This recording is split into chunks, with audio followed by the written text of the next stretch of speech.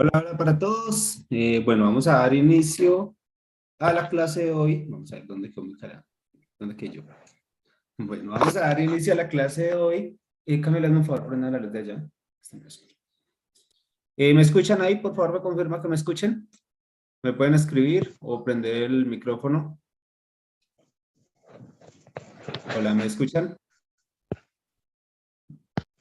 Sí, señor, yo le escucho perfectamente, don Julio. Listo. Bueno, antes También de aquí que... cerca. Vea. Ok, perfecto. Hoy vamos a hablar sobre el tema de infraestructura, pero si tienen alguna pregunta sobre la clase, esta clase es para las personas que están dentro de la capacitación comercial de producción de setas, el curso más completo de Casa Orellana. Entonces, también lo vamos a transmitir a través de YouTube para aquellas personas que de pronto no puedan estar acá en la clase, también puedan tener acceso a esta información. Entonces, ustedes que se unieron hoy a la clase en vivo, si tienen alguna pregunta para hacer sobre la capacitación, si tienen alguna sugerencia, las pueden empezar haciendo mientras se conectan algo otras personas y empezamos con el tema de infraestructura.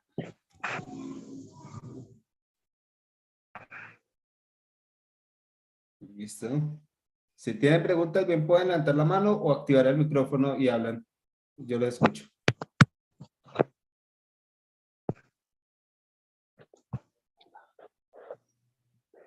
Bueno, si no tienen preguntas, no hay problema, vamos a dejarlas para el final. Vamos a hacerles que les hagan preguntas en esta clase para que al final tengan que preguntar.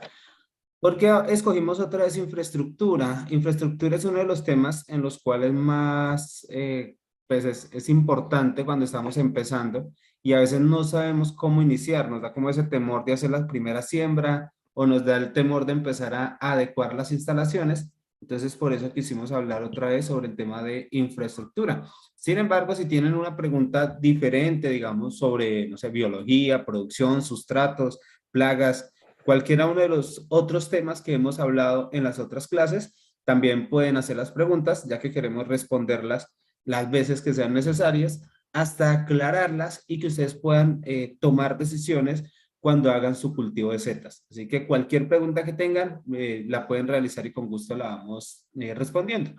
Por ahora vamos a hablar de infraestructura. Las preguntas que tengan las pueden hacer al final, ¿vale? Listo, entonces, infraestructura para el cultivo de setas. Mi nombre es Julio Carvajal, soy el director de la empresa Casa Orellana, Centro de Acopio de Setas de Colombia. También soy, bueno, quien les ha estado acompañando en este proceso de producción, de capacitación, acompañándolos en ese día a día para que puedan tener esa compañía y así puedan hacer su cultivo. Las preguntas las han venido de pronto haciendo la mayoría por medio del grupo en el cual nos reunimos para hablar sobre estos temas y los lunes tenemos las clases en vivo para responder preguntas, para profundizar en diferentes temas o de acuerdo donde se mire que hagan más preguntas sobre ese tema es donde vamos profundizando, ¿sí? Vamos a repetirlo si es necesario, vamos a hablarlo hasta que quede claro y ustedes puedan incluso llegar a ser técnicos de producción en el cultivo de setas, que como empresa y bueno, como persona también necesito multiplicarme, multiplicar el conocimiento y llegar a más personas. Así que si alguien de pronto se siente en la capacidad de transmitir la información, lo guiaríamos para poder ser un técnico dentro de la empresa, bien sea en Colombia o en algún otro país donde necesitamos seguir expandiéndonos desde la producción. Así que bueno, bienvenidos todos. Lo primero que hay que ver cuando vamos a hacer un cultivo de setas es las necesidades del cultivo. La mayoría lo hacemos como un capricho. Ah, es que este invernadero es lo que yo tengo, entonces aquí es donde voy a cultivar orellanas. Y ahí radica uno de los primeros errores cuando vamos a proyectar nuestro cultivo de setas. Entonces, aquí hay que entender es cuáles son las necesidades del cultivo. El cultivo, las setas son un ser vivo y lo pueden asimilar con un pollo más que con una planta. Hagan de cuentas, entiéndanlo como si fuera un pollito de galpón. Entonces analicen o con un bebé. Cuando vamos a tener los tubulares en incubación, vamos a pensar para nosotros, yo dejaría a un bebé aquí, yo dejaría a un pollito aquí, yo dejaría a un animalito acá. Y si la respuesta es que sí, dejemos las orellanas ahí. Si la respuesta es que no, ¿Por qué vamos a dejar las orellanas ahí? No las dejemos en ese lugar. Por ejemplo, en un invernadero con plástico, en un rayo del sol, pues la temperatura se va a subir demasiado, al punto donde ya puede llegar 38, 40 grados, ya el hongo entra a un punto donde se va a morir por exceso de calor. Pero si por el contrario hay mucho frío, digamos 15 grados, 12 grados, pues tampoco vamos a dejar un bebé ahí, tampoco, no, por lo cual tampoco vamos a dejar los hongos ahí en incubación, ¿sí? Hay que darle las condiciones. Ah, pero hay personas, hay bebés en esa temperatura, en esos climas, claro, pero no están así nada más. Están abrigaditos, están con aire acondicionado, están de pronto con una calefacción que mantenga la temperatura en incubación de los 24 a los 28 grados. Y esas condiciones son las que vamos a darle al cultivo de setas para tener buenos resultados. ¿Qué hay que tener en cuenta? Básicamente, lo que es humedad, tanto en el sustrato como en el cultivo, lo que es el oxígeno, que es muy importante. Entonces lo que hacemos es asimilarlo como si fuera un bosque. Después de tanto tiempo de darle vueltas, tratar de acondicionar el cultivo a nuestro antojo, como nos diera la gana, nos dimos cuenta que era más viable adaptarnos a lo que es el cultivo, ¿sí? Ahí ya vimos también lo que es, bueno, lo que decía humedad, oxígeno, temperatura, luminosidad y sustratos libres de competencia. ¿Cuál es el enemigo del cultivo? Otro hongo, ¿sí? ¿Y por qué se hace hongo? Que se da donde hay muerte, donde hay descomposición. Ese es el hongo que nos ataca a nuestro cultivo. Entonces, en vez de pelear con él, lo que hacemos es hablarle, entendernos, comunicarnos con ese hongo y decirle, venga, mijito, usted de aquí para allá y mis orellanas de aquí para acá. Por lo cual, conozco cuáles son los intereses del tricoderma, que es un hongo competidor. Sé que a él le gusta donde hay muerte, donde hay pudrición, donde hay abandono, donde hay una energía negativa, por decirlo así. Mientras la orellana es una energía de sustratos limpios, de sustratos secos, de una humedad más controlada, digámoslo así, donde hay una energía de vida. Y vamos a compararlos y vamos a darle las condiciones a nuestra orellana para que crezca. Es como comparar algo básico, comparemos las moscas con las abejas o las abejas con las moscas. ¿Sí? Asimismo pasa la orellana con el tricoderma. La orellana tiene unos gustos, el tricoderma tiene otros gustos. Las abejas tienen un gusto, las moscas tienen otro gusto. ¿Sí? Si entendemos eso, ahí ya va radicando el tema de, hey, ¿qué condiciones le voy a dar? Y eso lo vamos a ver aquí en la casita, en cómo adecuar las instalaciones. A través del tiempo, los modelos han venido cambiando, hemos hecho muchas formas de cultivarlo. Por ejemplo, los que ya han adelantado dentro de la capacitación han visto que hay un manual donde hablamos de plagas y entre una de las observaciones, entre una de las recomendaciones es observe los tubulares, obsérvelos a ver en qué lugar se contaminó, obsérvelos cómo va el crecimiento, obsérvelos, todo va de la observación. Si lo hacemos en bolsas negras, como está la primera imagen, y lo hacíamos al comienzo así, ahí no estamos viendo qué pasa por dentro. Puede ser que esté colonizando bien, como puede ser que llegó el tricoderma y ¡fua! Lo mató, se murió, estaba todo muerto y no nos estábamos dando cuenta. A los 24 días, cuando esperábamos tener nuestra cosecha, nos damos de cuenta que no hay nada. Ay, no nacieron. ¿Y por qué no nacieron? Ah, no se sabe. Entonces, bueno, fuimos cambiándolo. Luego vino como una segunda etapa donde les quitábamos el plástico completamente, sembrábamos y cuando ya estaban colonizados, les quitábamos el plástico, que es la segunda imagen. Y esto nos daba que daba muchas orellanas, pero daba orellanas pequeñas y los tubulares se deshidrataban muy rápido, además que los insectos se las comían muy fácil. Entonces, listo, empezamos como a cambiar eso y las dejábamos otra vez en las bolsas. Luego ven esta tercera imagen, la parte de abajo, donde las apilábamos, como ve uno las imágenes en internet, que las apilan mucho y que dan mucha producción y que es muy bonito. Nosotros lo hicimos también, ese soy yo por allá en el año 2014, 2013, 2014 más o menos. Hicimos un experimento de apilarlas mucho y sí nos dio resultado hasta el punto de que nacían las orellanas, pero no nos dio resultado en la productividad de la orellana, ¿sí? Es decir, si de un tubular de estos de 2,5 kilos esperamos que nos dé 500 o 700, 800 gramos, en esta forma nos daba 100 o 200 o máximo 300 gramos. Es decir, no compensaba. De ahí ya empezamos a jugar nuevamente, a entender qué era lo que le estaba faltando, cuáles eran las necesidades del cultivo, y volvimos al tema de la distancia. ¿A qué distancia poner un tubular del otro para que el oxígeno que hay en el ambiente se lo puedan compartir entre todos? Es como en la agricultura, por ejemplo, uno sabe que cada determinados metros debe poner una planta de la otra. Por lo mismo en la avicultura, que en un metro cuadrado puede poner únicamente tantos pollitos o tantas gallinas. ¿Qué pasa si ponen más de esos? Que la producción se va a ver afectada. Y lo mismo nos pasa en la orellana. Muchos en un solo lugar se va a ver afectada, pero si les damos la distancia correspondiente, vamos a tener una producción más alta. Y claro, lo que nosotros como empresarios queremos, como productores queremos, es tener la mayor cantidad de producción de setas en el menor espacio, la mejor calidad al mejor precio, al menor precio en este caso, ¿sí? Son condiciones que nosotros buscamos.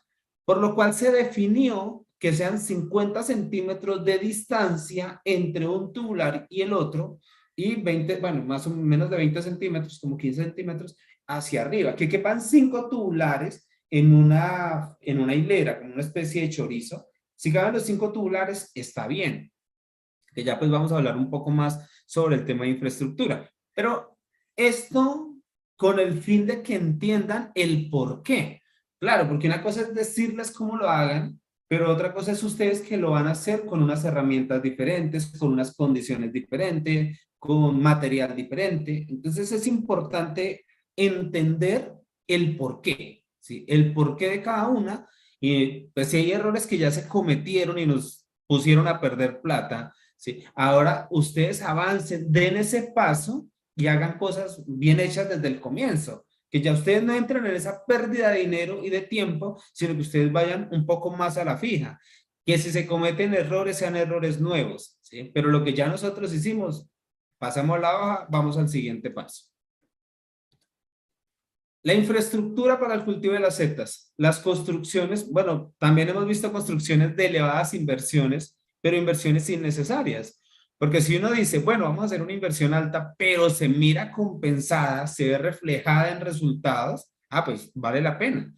Pero si uno va a producir lo mismo haciendo una inversión pequeña o una inversión grande, ¿sí? Más bien aprovechamos la inversión en expandirnos más, en mejorar la maquinaria, en mejorar equipos, en automatizar. Todo eso ya lo vamos a ir adaptando.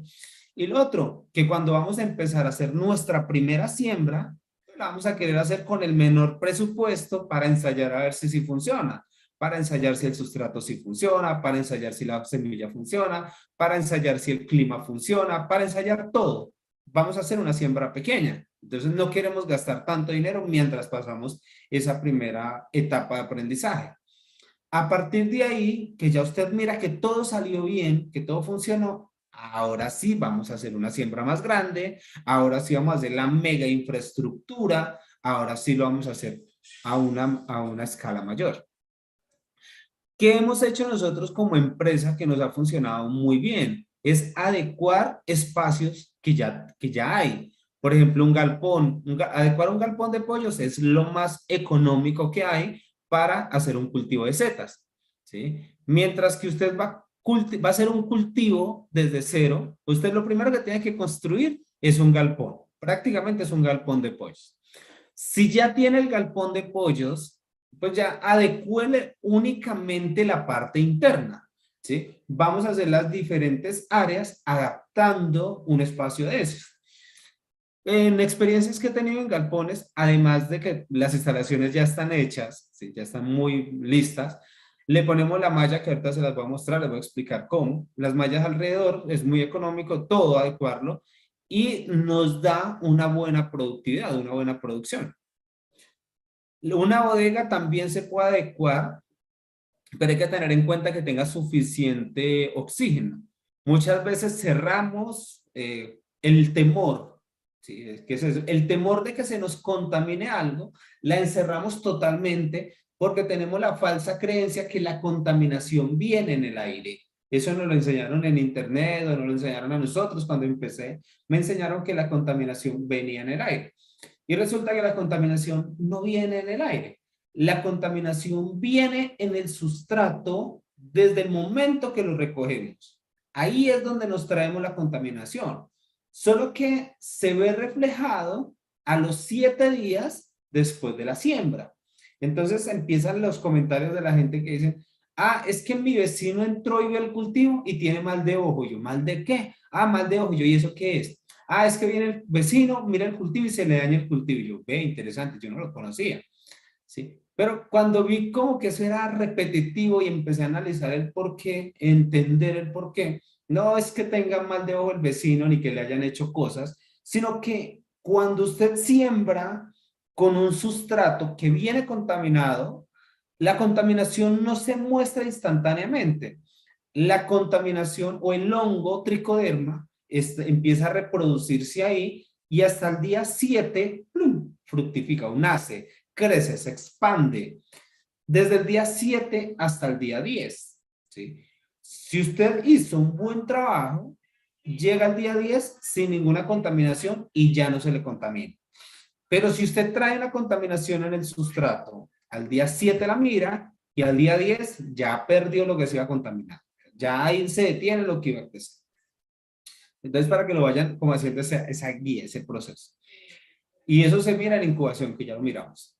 También hemos hecho algunos modelos sencillos, pues dependiendo, yo he asesorado a un gran grupo de personas, haciéndolo desde lo más básico, personas que de pronto no tienen mucho presupuesto, que solamente tienen la caneca metálica para, que tienen la caneca metálica para el, perdón, se me perdió esto.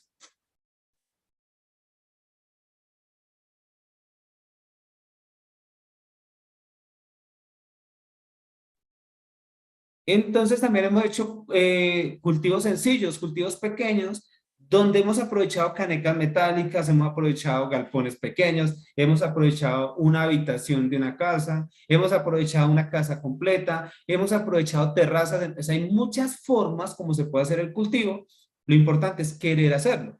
Solo que claro, cuando lo vamos a hacer nos da el temor, uno dice, uy, ¿será que está bien hecho o será que no está bien hecho? ¿Será que puedo hacer el techo así o será que puedo hacer el techo de otra forma?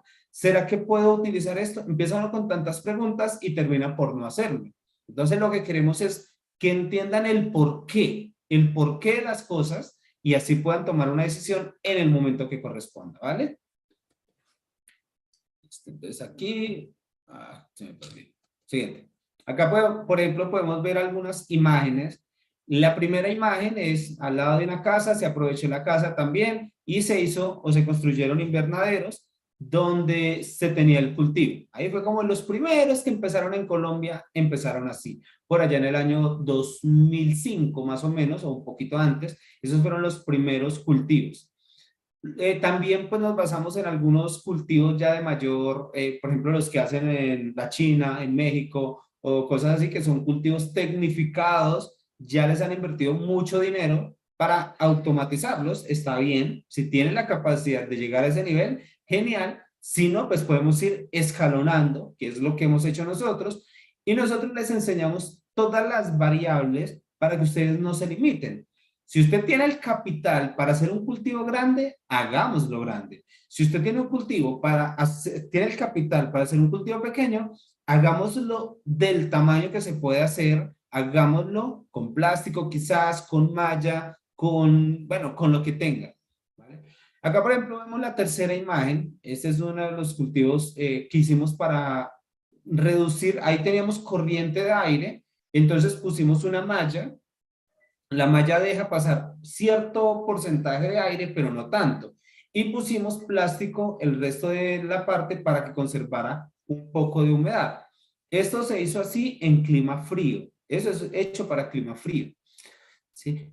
Cuando llegan las corrientes de aire en ese mismo cultivo y en otros, cuando llega la corriente de aire y se entra demasiado aire, nos deshidrata la orellana por los bordes. En ese caso, es necesario poner rompevientos en la parte externa. En la parte de afuera ponemos un rompeviento que es una polisombra al 80%. Esto llega, pega, el aire entra suave y no me deshidrata los bordes de la orellana. Es muy importante. ¿Sí? Porque si el aire pega duro y la orellana se deshidrata, no crece. Entonces, del tamaño que esté a las 8 o 9 de la mañana, le pegó el aire y ya no crece más. Pero si le ponemos el rompevientos, la orellana se va a poder desarrollar y crecer mucho más. El cultivo que tenemos a mano derecha en la parte de abajo es con plástico blanco. Ese plástico se llama agrolene lechoso. Es hecho en un lugar donde le pegaba más el rayo del sol, un poco más que el anterior. Entonces le pusimos polisombra o se le puso polisombra en la parte de arriba para que cuando dé el rayo del sol, la polisombra le baja la temperatura y es más fresco para el cultivo. Además, que ese plástico ayuda para refrescar. Si le ponemos plástico de invernadero en la parte de arriba, no, eso es un bochorno horrible, o sea, un bochorno muy alto, donde la orellana pues no va a estar cómoda, no se va a sentir bien. Si le ponemos este plástico blanco, es mucho más fresco. Y si le ponemos la polisombra por encima, es muchísimo más fresco, ¿sí? Y entonces, digamos, en un clima donde la temperatura llega a los 38 grados, 40 grados, es muy caliente, también se puede hacer. Pero entonces no le ponemos una capa de polisombra, sino le ponemos 2, 3 o 4 capas de polisombra, las que sean necesarias para bajar la temperatura, según el caso. Si es en clima frío, no hay necesidad de ponerle la polisombra. Al contrario, hay que ayudar a que le genere un poquito de calor para que el hongo se sienta más cómodo, que sienta una temperatura más agradable. Entonces son variables que hay que tener de acuerdo al clima donde estemos haciendo nuestro cultivo.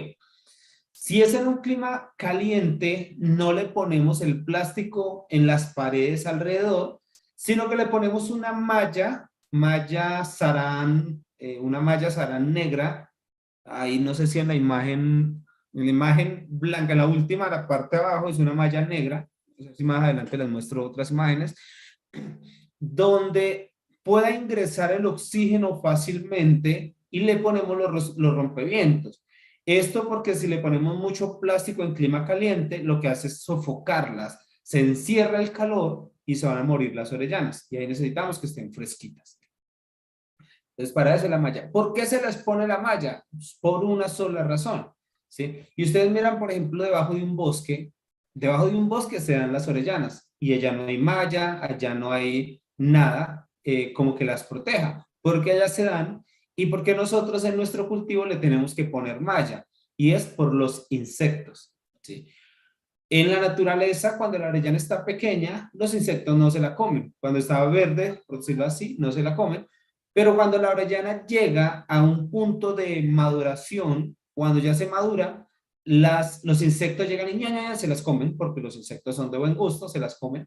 Entonces, por eso les ponemos la malla en nuestro cultivo. Pero hay otro error que se comete muy frecuente, con mucha frecuencia, y es que encerramos, más o menos, encerramos un 90%. Entonces, los insectos entran a comerse en las orellanas maduras. Pero después de que están adentro del cultivo, ellas tienen que comer algo y no se pueden ir. Entonces siguen comiendo, comiendo, comiendo y se llegan a comer las orellanas verdes. Después se comen las orellanas pequeñas y después llegan al punto donde se comen hasta la raíz de las orellanas. Esto pasa porque no hacemos un buen manejo en el cultivo con relación a las plagas. Entonces, quien de pronto esté viendo esta presentación y no haya visto la clase anterior que la dimos hace 15 días, donde hablamos de plagas, puede tener acceso a esa información y ahí se le explica cómo se controlan, se previenen el tema de plagas. Pues ahora estamos en el tema de infraestructura, pero la infraestructura influye mucho para poder prevenir las plagas, para evitarlas dentro del cultivo.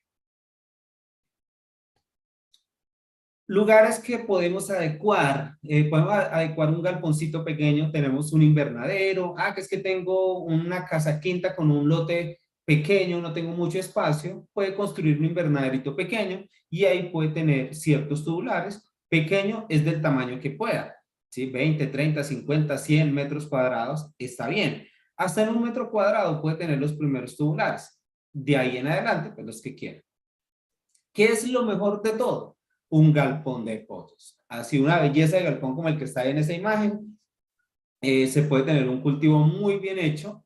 Ya las paredes están hechecitas como tienen que ser. El techo está hechecito como tiene que ser. Y en muchos casos, no en todos, pero en la mayoría, incluso tienen piso en cemento. O sea, todo eso favorece muchísimo. Si ustedes como emprendedores en el cultivo de setas están buscando hacer una empresa, búsquense en un galpón de pollos, propónganle una sociedad, hacen una sociedad con el dueño del galpón y ganan los dos, o los tres, o los cuatro. Uno pone el galpón, el otro pone el conocimiento, que serían ustedes, el otro pone la plata, el otro pone, cada uno aporta algo para hacer el cultivo. Ese tipo de sociedades las hago yo y me funcionan muy bien, ¿sí? ¿Yo qué aporto? Pues yo aporto conocimiento, aporto dinero, aporto pues la parte directiva para que el cultivo produzca y sea rentable. Es una idea y una propuesta que les hago para que ustedes lo puedan hacer. Si de pronto algunos de ustedes dicen, yo sé dónde está el galpón, yo sé que lo tiene, pero no tengo el conocimiento todavía de hacer una sociedad, de proponer una sociedad, me avisan y nosotros lo evaluamos. Si están cerca de una ciudad, si hay vías, si están, bueno, miramos algunas condiciones y si vemos que es viable, incluso nosotros invertimos en esos lugares para hacer los cultivos ahí.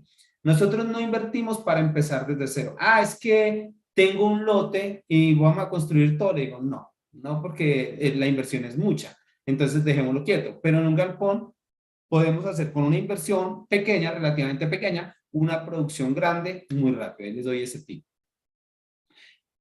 También un establo también se puede adecuar muy fácil. Y lo más básico, una casa o incluso una habitación. Dentro de esa habitación pueden hacer las siembras, pueden hacer prácticamente todo el proceso. Y si es una casa completa, pues dividen. En una habitación la siembra, en la otra habitación incubación, en la otra habitación fructificación. Bueno, todas las áreas también lo hemos hecho en una casa y nos ha funcionado bien. Entonces, depende de cada uno de ustedes cuál es la proyección que tienen, a dónde quieren llegar. ¿Quieren producir 2 o 3 kilos? Está bien.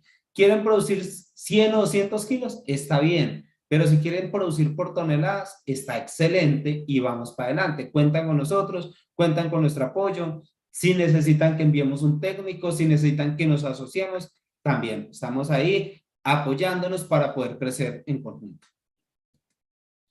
La distribución de las áreas. ¿Cómo es la distribución? ¿Cómo, bueno, tengo un galpón de pollos, por ejemplo. ¿Cómo distribuyo ese galpón de pollos? Acá está un ejemplo. ¿Sí? Vamos a hacer que la sala, la más grande, la primera, la uno, es la recepción de sustratos. Y eso, pues ya la profundidad de cada una de las áreas, de lo que se hace, pues se explica cada una de las clases. Acá estamos hablando de infraestructura. Entonces, la recepción de sustratos es para que el sustrato no se moje, para que el sustrato esté seco. Prácticamente, incluso ya le estoy cambiando el nombre de recepción de sustratos a deshidratador de sustratos. Estamos viendo como esa fusión, ese cambio ahí. Esa recepción o deshidratador de sustratos es, por ejemplo, si vamos a utilizar bagazo de caña, el cual viene mojado, si vamos a utilizar pasto, el cual viene mojado, si vamos a utilizar materiales que vienen con mucha agua, entonces lo que hacemos es deshidratarlos ahí. Es un invernadero plástico transparente que caliente, entre más caliente mucho mejor, para que nos deshidrate los sustratos. Apenas estén deshidratados, los almacenamos. Ya los guardamos en costales, en lonas, en chuspas, como lo llaman en cada región. Ahí los almacenamos en un lugar seco donde no se vayan a mojar. ¿Cuánto es el tamaño de esta área? Es más o menos el 25% del tamaño total de las instalaciones, entre el 25 y el 30% del tamaño total de las instalaciones. ¿Sí? Luego viene el punto 2, que es la homogenización.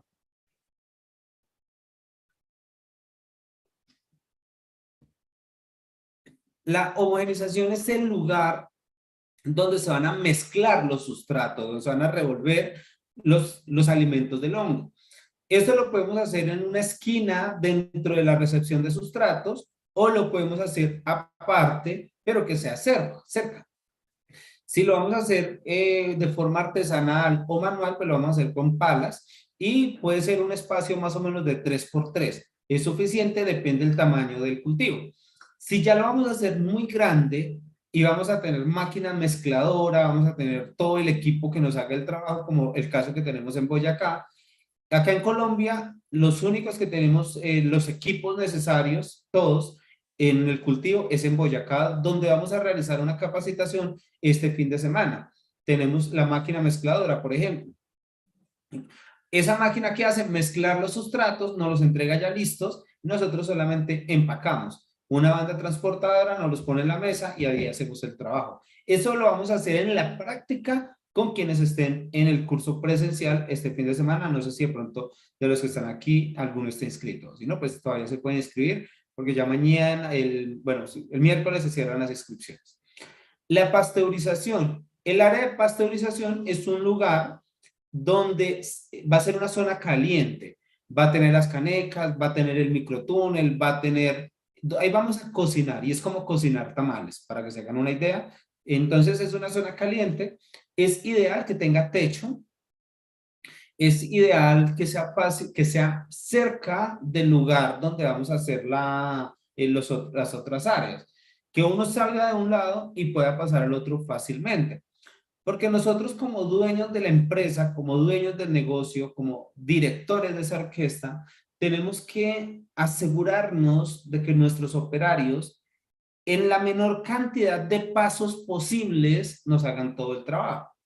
Si un empleado, si un operario pierde tiempo llevándose un tubular a 100 metros de distancia, no es culpa del operario, es responsabilidad de nosotros como dueños del negocio. ¿Sí? Que tenemos que facilitarle el trabajo, como la cercanía, para que las cosas, para que no desgaste tiempo en vano. ¿Sí? Entonces, todo que quede cerquita. La inoculación o siembra, que es ahí es donde llamamos como tipo laboratorio, es una especie de laboratorio, donde vamos a tomar el sustrato que ya viene listo y lo vamos a inocular. Entonces debe ser un área que, yo pues tengo todos uno por uno. Bueno, es un área donde vamos a hacer la siembra, donde vamos a poder lavar, donde vamos a hacer todo el proceso, ya les muestro cada uno independientes. Sí, aquí es como el gráfico general. Luego vemos el número 5, que es la incubación. Es el lugar donde los tubulares van a estar durmiendo durante 18 días. Ya les muestro el paso a paso. Y luego viene el área 6, que es el más grande de todos, es la fructificación. Pero esa fructificación se divide en 10 salas, divididas con malla, para que pueda tener ingreso de oxígeno, pero no ingreso de insectos. ¿Sí? Si llegáramos a hacer esas paredes con plástico, cometemos el error de que le vamos a impedir el ingreso del oxígeno y las orellanas, aunque nacen, se van a quedar pequeñas o la producción va a ser muy baja porque no tiene suficiente oxígeno. Entonces, en la fructificación son 10 salas. Anteriormente, esas salas era una sola. Yo fui al que definí que fueran 10 para hacerlo cíclico, que sea todas las semanas un lote nuevo, y cuando llegamos a la semana 10, el lote 1 ya fue descartado y queda en descanso. Entonces, cuando llenamos la 1 por segunda vez, la 2 se desocupa. Cuando llenamos la 2, la 3 se desocupa y así sucesivamente. Después de que empezamos la semana 1 la semana 1 en la sala 1, la semana 2 en la sala 2, semana 3 en la sala 3 y hasta llegar a la 10 y empezamos como un gusanito. Todas las semanas solamente va a haber una sala disponible. Todas las semanas sembramos, todas las semanas descartamos. Sembramos, descartamos, siempre va a haber una sola sala de esas 10 disponibles. ¿Sí? Ya listo, estamos ahí en producción, ya sabemos que tenemos las divisiones. Lo normal, donde está el número 6, sería un pasillo que va de incubación hasta el final. Vamos caminando por el pasillo y entramos a la sala 1, salimos de la sala 1, cosechamos, tal. Entramos a la sala 2, cosechamos, salimos de ahí, entramos a la sala 3, cosechamos y así sucesivamente por todas las áreas, haciendo un camino en la mitad. Obviamente, esto aplica en el plano, aplica en el papel y aplica en lo plano, pero no aplica donde nos toca adaptarnos, que es que la tierra es parada, por decirlo así, que es inclinada. En esos lugares, ¿qué hacemos? Pues vamos a hacer las salas vamos a hacer las salas de 5 por 5 más o menos. En una sala de 5 por 5 nos caben 250 tubulares. Entonces, dependiendo la cantidad de tubulares que vayamos a tener sembrado, no, bueno, depende de la cantidad de salas, de tubulares que vayamos a sembrar, es el tamaño de las salas que debemos construir, ¿sí? Si voy a sembrar 250 tubulares a la semana, un área de 5 por 5 es suficiente para esos 250 tubulares. Pero si voy a hacer más, si voy a hacer 300, 500 o 1000, pues tiene que ampliarse gradualmente en las salas de fructificación. Luego venimos la sala número 7, que es la de post cosecha. Ya cosechamos las orellanas y las llevamos para post cosecha, donde les vamos a hacer el manejo de limpiar, bueno, limpiarlas, quitarles como la raicita, por decirlo así, el bagazo, para poderlo empacar y destinarlo para llevarlo al cliente. Ese sería el punto 7. Que si está cerca, genial, porque ganamos tiempo, pero si no, pues lo ideal es que sea un lugar donde hagamos un manejo de alimentos, porque ahí estamos haciendo es manejo de alimentos. Y también tenemos la de manejo de residuos, que sería la número 8, donde vamos a llevar nuestros tubulares viejos, que ya los tubulares, el que se contaminó va para allá, el que ya terminó de producir va para allá, este que ya no me sirve va para allá. Entonces allá vamos a acumular todo el abono. Allá vamos a llevar todo el abono, todo el compost que ya no vamos a utilizar.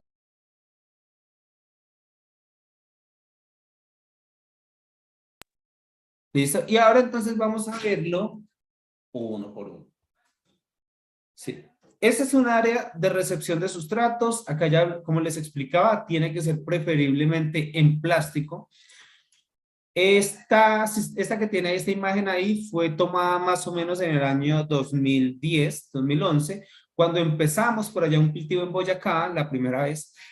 Hoy en día ya no es, y cometimos un error, por decirlo así, y fue que le pusimos teja en vez de plástico.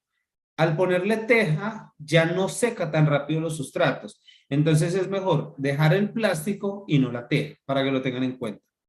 El piso, ahí en ese momento cuando tomamos esa foto, el piso era en tierra y le poníamos plásticos por encima y sobre el plástico poníamos los sustratos. Ahí, por ejemplo, ven bagazo de caña secándose. Hoy en día el piso es en cemento. Ya hemos hecho más cosas, el cultivo pues, hoy en día es mucho más sofisticado, más organizado, pero una cosa nos ha llevado a aprender y ustedes van a empezar quizás poniendo el plástico en el piso y el plástico en el techo. Con eso pueden arrancar. Vuelvo y les digo, si tienen el presupuesto para hacer algo grande, háganlo de una que ya hoy en día se puede hacer. Bueno, el espacio tiene que ser suficiente para almacenar sustratos secos por más de 3 meses. Es un lugar libre de humedad, que no se vaya a mojar el sustrato. Aquí es la clave y el éxito del cultivo. Si usted deja que el sustrato se moje, ya perdió. Que lo vamos a mojar cuando lo vamos a utilizar. Sí, obvio, lo vamos a mojar cuando lo vamos a utilizar. Pero si estando almacenado, le llega así sea una gotera de agua, una gotera que moja, digamos, 20 centímetros de sustrato, eso que está húmedo se empieza a descomponer y eso empieza a generar contaminación para alrededor, ¿sí? Todo lo que se vaya mojando se va a ir descomponiendo.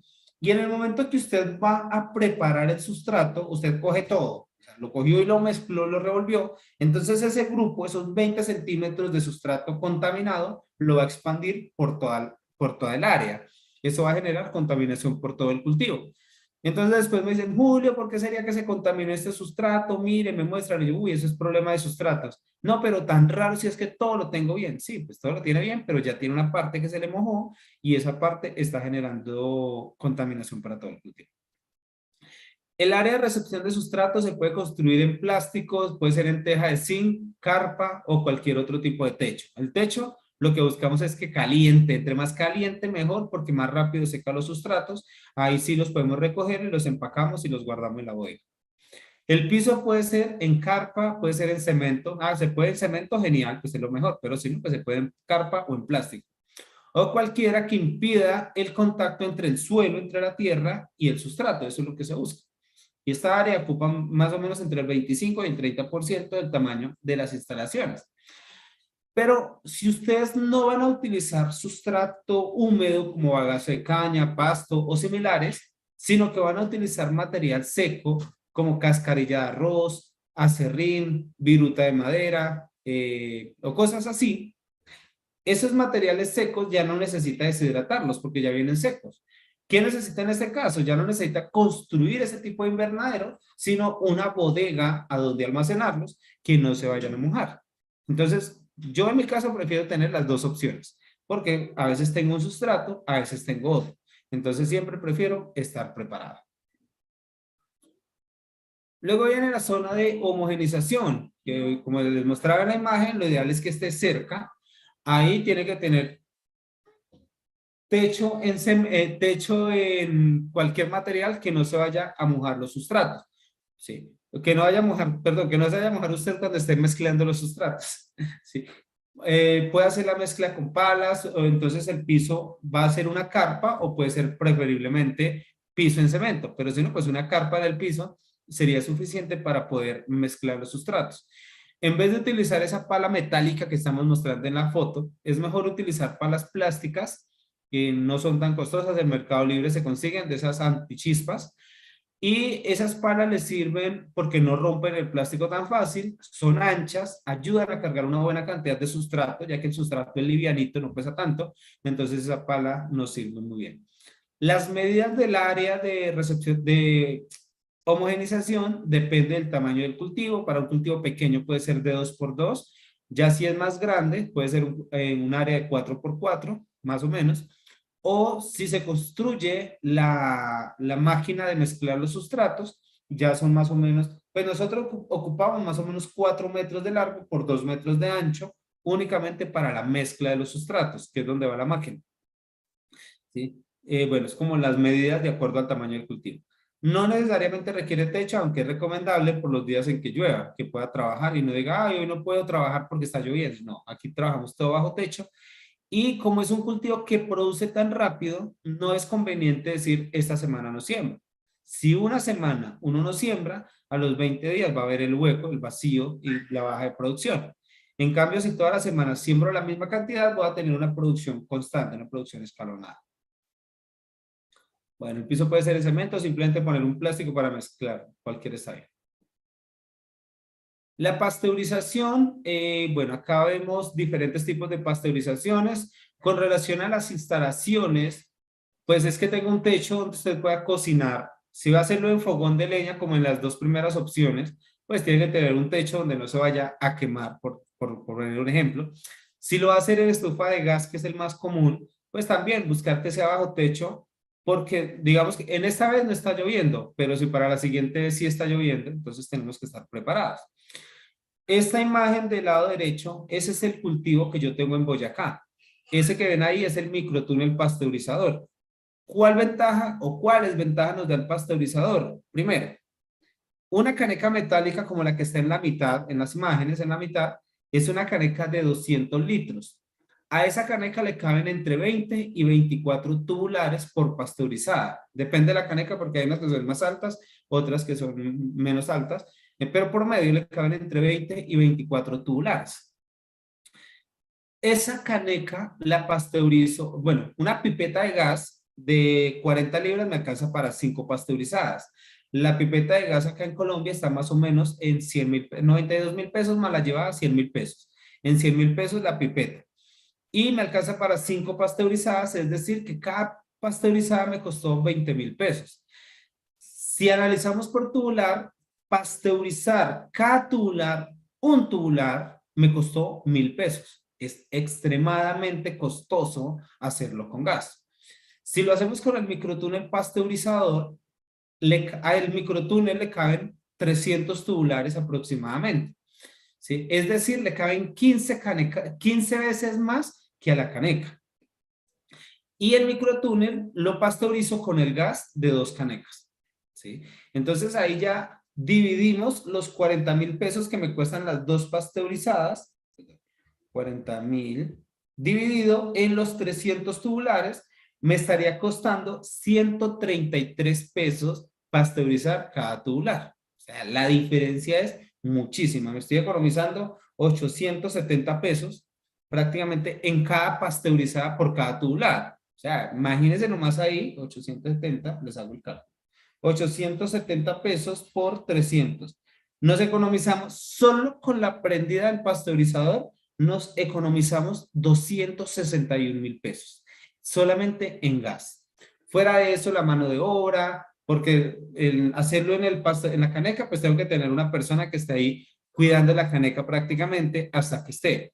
O sea que tengo que hacerlo 15 veces. En el pasteurizador lo hago solo una vez. Todas esas ventajas tienen. Uno cuando está empezando, uno dice, uy, pero es que es muy caro, que es que no tengo, no sé qué. Bueno, sí, a nosotros nos pasaba lo mismo. Hasta que por medio de un proyecto que le presentamos al Estado, que fue Fondo Emprender, logramos que nos dieran el pasteurizador. A partir de ahí lo tenemos y nos ha sido de gran utilidad. Hoy en día, pues ya incluso mi hermano, que fue el que los construye, por sí. Bueno, ese es el que tenemos en Boyacá. Los que vayan también allá lo vamos a ver, lo vamos a utilizar. El área puede tener cualquier tipo de techo, incluso puede ser al aire libre si es un cultivo grande, ya que requiere ecualización. Bueno, depende. Techo para que no se moje en el área de pasteurización. Empiecen con el fogón de acerrín, que es el que está a la izquierda, o empiecen con la caneca, con un fogón de leña o con la estufa de gas, o apunten. Si es un cultivo grande, grande me refiero a que ya sea para producir más de 1 tonelada al mes, pues nosotros producimos más, pero digamos que ahí ya vale la pena tener el microtúnel pasteurizador. Apúntenle a eso de una vez. La sala de inoculación. La sala de inoculación o siembra es un tipo laboratorio. Puede ser una habitación siempre y cuando se pueda lavar bien, que usted le pueda echar agua y jabón, lavar, que cualquier hongo que esté pegado a la pared se vaya con el agua y con el jabón que uno le pone. De nada nos sirve tener, digamos, rociar, que muchos dicen, pero es que para eso roceo desinfectantes, para eso roceo alcohol, para eso. No, si usted no hizo una buena limpieza en el lugar, no hay desinfectante que sirva, no hay desinfectante que valga. Entonces lo mejor es tener una muy buen aseo y después ahí sí utilizar pues desinfectantes. Bueno, se puede hacer una habitación o si se va a construir, también lo puede construir en PVC. Dentro del material de estudio hay una parte, no sé si lo tengo acá, bueno, donde les muestro uno que hicimos en el Valle del Cauca, que es hecho en PVC y le pusimos una ventana, un vidrio para que desde afuera se pueda mirar cuando estén haciendo las labores de adentro. También puede ser una opción. Si es en un cultivo más pequeño, de pronto artesanal, pueden hacerlas en plástico, pero por ejemplo el plástico, el agrolene lechoso que les mencionaba ahorita, quedan muy bien las instalaciones de siembra hechas en ese plástico. Un cultivo que tuve en el año 2015 en Silvania, Cundinamarca, yo lo hice con plástico. Todo era un galpón de pollos y el resto pues lo adecué con plástico y las mallas, bueno, no sabe qué hago. Es uno de los mejores cultivos que hemos hecho así de nosotros, era muy grande, aunque lo tuvimos que cerrar por falta de agua. O sea, algo que también les enseño hoy en día, la importancia de tener agua suficiente, incluso aunque haya un verano fuerte. En el verano del 2016, para los que se acuerden, en marzo del 2016, tuvimos que cerrar ese cultivo por falta de agua. ¿Sí? Pero nos quedó la experiencia y hoy en día lo tenemos en cuenta cuando vamos a empezar cualquier otro cultivo. ¿Sí? De ahí, cuando cerramos el cultivo de Silvania, nos volvimos a pasar al cultivo de Boyacá, donde hoy en día seguimos produciendo. Listo. Entonces, bueno, se puede hacer una habitación, se puede hacer un cubículo en plástico. El área es de acuerdo al tamaño del cultivo. Tiene que ser un espacio suficiente para todos los que van a hacer la labor de inoculación. Aunque normalmente tampoco es que vayan a entrar muchas personas. Yo he tenido salas de siembra de 5, de 6, máximo 7 personas en siembra. ¿Sí? O si no, lo normal es de 2 o 3 personas. Por ejemplo, en Medellín tengo en este momento 2 personas en cultivo y 2 personas en el laboratorio, suficientes para siembra. Y bueno, el mejor desinfectante de este lugar es el aseo, lavar con agua y jabón, total, mucho. Ya lo que son implementos, las necesidades del cultivo, pues eso lo hablamos en el tema de producción. Si de pronto no lo han visto, van al tema de producción, se le explica todo cómo se hace. Aquí estamos hablando de infraestructura. La sala de incubación, cada estante, la estantería se maneja de 80 centímetros de fondo, es lo normal, entre 70 y 80 centímetros de fondo, y por el largo que requiera el cultivo. Se hacen, como pueden ver en la imagen de abajo, estantes. El primer piso se deja a 20 centímetros, o sea, entre los primeros 20 centímetros no se pone nada, porque a veces se rompe un tubular, cae algo, entonces que uno pueda barrer por debajo. Después de los 20 centímetros se dejan 40 centímetros el segundo piso, 40 centímetros más el tercero, 40 centímetros más el cuarto. O sea, a los 20, a los 60, a los 100, a los 140 y a los 180 centímetros se pone un piso. Y en el área de incubación, acá por ejemplo podemos observar la imagen, lo que tienen las flechitas arriba a la derecha, las flechitas son los pasillos. Ahí sería como uno por donde uno caminaría. Y lo que está en ese color azulito, ahí es donde vamos a poner los tubulares, que serían lo que está en la estantería en madera, donde están los tubulares. ¿Sí? Para tener como el poder revisarlas, los 80 centímetros acá, a la izquierda, y 80 centímetros a la derecha. El otro lo podríamos dejar doble, digamos que en el gráfico se podría dejar doble pasillo, porque por un lado reviso las de, digamos, por el primer pasillo reviso las de la derecha, y después paso por el otro pasillo y reviso las de la izquierda, revisaría las dos. Puede ser una forma como se aprovechan más los espacios, depende si se va a construir o depende si voy a adaptar un espacio que tengo. Son ideas, ya cada uno lo adecua de acuerdo a cómo le quede más favorable, más fácil, más práctico.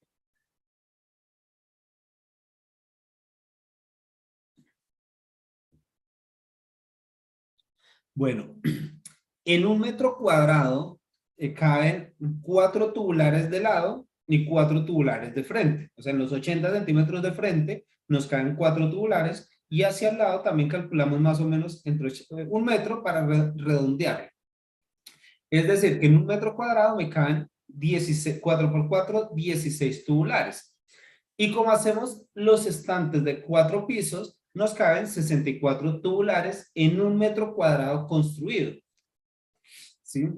Ah, que es que yo lo hice de 5 pisos, pues ya no le caben 64, sino le caben 80 tubulares. Está bien. Ahora, cuando vamos a proyectarlo, ahí hay un problema muy común. Y entonces que, digamos, una pregunta es, si para 64 tubulares necesito 1 metro cuadrado, para 640 tubulares, ¿cuántos metros cuadrados necesito? ¿Sí? Esa es una pregunta que engaña mucho, porque rápidamente uno dice, pues 10 metros cuadrados, automáticamente uno piensa así, y matemáticamente sí, pero realmente no. Porque en la realidad tenemos que tener en cuenta los pasillos. ¿Sí? Ah, claro, 10 metros cuadrados en construcción de estantes más lo que vamos a dejar de pasillos. ¿Sí? Que más o menos para redondearlo y no ponerse uno como que más, porque todo hay que personalizarlo. Entonces uno dice, bueno, pues entonces calculemos que la misma cantidad de estantes para tubulares la vamos a dejar de pasillos. Entonces no nos caben 64 tubulares por metro cuadrado, sino la mitad, 32 tubulares por metro cuadrado. Y entonces usted dice, listo, voy a incubar, a sembrar, a inocular o a sembrar 250 tubulares a la semana. Los tubulares van a durar en incubación 4 semanas. Es decir, en incubación voy a tener los tubulares de 4 semanas de siembras. La semana 1, la semana 2, la semana 3 y la semana 4 están en incubación. Cuando la semana 1 sale, entra la semana 5, en la semana 5. Cuando la semana 2 sale, entra la 6 y así sucesivamente. Entra uno, sale uno, entra uno, sale uno, entra uno y siempre vamos a tener las siembras de 4 semanas en incubación. Por lo cual, si vamos a sembrar 250 tubulares a la semana, tenemos que tener un espacio para 1000 tubulares. Entonces tomamos la calculadora y dividimos 1000 tubulares en 32. Necesitaríamos 31.25 metros cuadrados, 32 metros cuadrados. 32 metros cuadrados sería el tamaño ideal para una sala de incubación donde vamos a sembrar 250 tubulares a la semana. Si su siembra es de menor cantidad, simplemente defina cuánto va a sembrar cada semana, multiplica por 4 y divide en 32. Y ese es el tamaño de la sala de incubación que usted tiene que construir. Entre piso y piso se manejan 35 centímetros libres o 40 centímetros si medimos de arriba a arriba, o si no, 35 centímetros libres, depende de cómo lo esté manejando. Debe ser un área caliente y oxigenada. Acá nos tenemos que asegurar, garantizarle al cultivo que tiene dos condiciones. Y la primera es que tenga calor, como si fuera un pollito de incubación para los que sepan de gallinas, o como si fuera un bebé para los que sepan de hijos. Sí, como si es un bebé recién nacido, démosle calorcito. Lo mismo vamos a hacer ahí con ellas. Le vamos a dar calor que esté entre los 24 y los 28 grados para que crezca rápido. ¿Cómo le subimos la temperatura? Resulta que yo estoy en Bogotá y es una nevera todo el día. Entonces necesito subirle la temperatura de 16 a 24 grados. Entonces vamos a ponerle en las paredes. Porque pone cortina all mixed up de 311. Entonces vamos a ponerle en las paredes, pared, techo, en todo lado, le vamos a poner algo que guarde calor. ¿Qué es ese algo? Puede ser un termolón. Yo utilizo termolón en Boyacá, como es tan frío, son 300 metros cuadrados de incubación. Entonces, a toda la pared le pusimos termolón. Y funciona. Eso ayuda, es como una especie de termo que nos ayuda a guardar. Si adentro hay frío, nos guarda el frío. Y si adentro hay calor, nos guarda el calor. ¿Sí? Pero si de pronto no tiene termolón porque no lo consigue fácil o por presupuesto, por lo que sea, puede utilizar en las paredes icopor. El icopor también ayuda, no igual, pero también ayuda a conservar calor. O le puede poner, no, es que hacerlo muy económico, entonces le pongo cartón en las paredes, pego cartón y el cartón nos ayuda, no de la misma forma, pero igual nos ayuda un poco a conservar el calor. Entonces ahí viene la condición, listo, ya están las paredes listas para guardar el calor, pero ¿cuál calor? ¿Sí? Entonces vamos a generarle con un calentador de estos que subimos la temperatura en los apartamentos, ¿sí? Un calentador que uno lo prende y uno le dice, quiero que me mantenga la temperatura a 25 grados, entonces lo sincroniza a 25 grados y lo prende, lo deja prendido todo el tiempo. Cada vez que la temperatura se baje de 25 grados, él se prende y sube la temperatura a 25 o a 24 grados. ¿Sí? Pero si nosotros ponemos ese calentador en un lugar donde tenga mucha entrada de aire, pues se va a estar enfriando a toda hora y se nos subiría demasiado el costo de la electricidad para mantener la temperatura ahí. Por lo cual se cierra prácticamente hermético, para que el calor que le pongamos adentro, así sea poquita, se mantenga por más tiempo. Esa es una forma de hacerlo.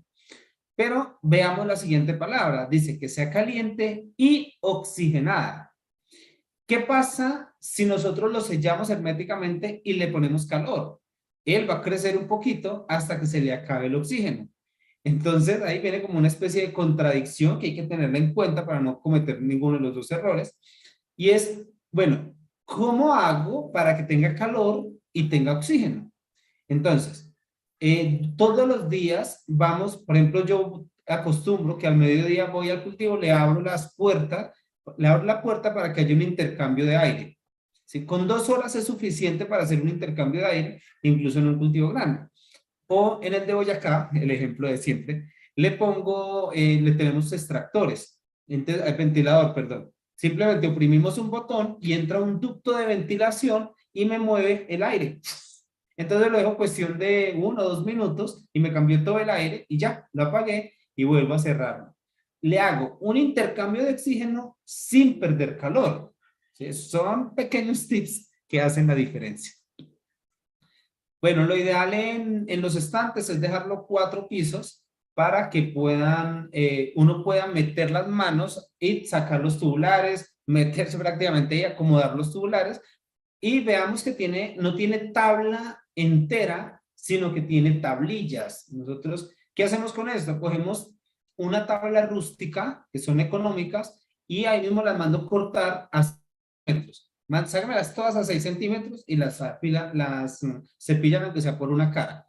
Hago la estructura y pongo una tabla, un espacio, una tabla, un espacio, una tabla, un espacio, y esto nos ayuda a cubrir todo y permite que los tubulares tengan un intercambio de oxígeno más fácil, por arriba, por abajo, por los lados, por todo lado tiene un intercambio de aire.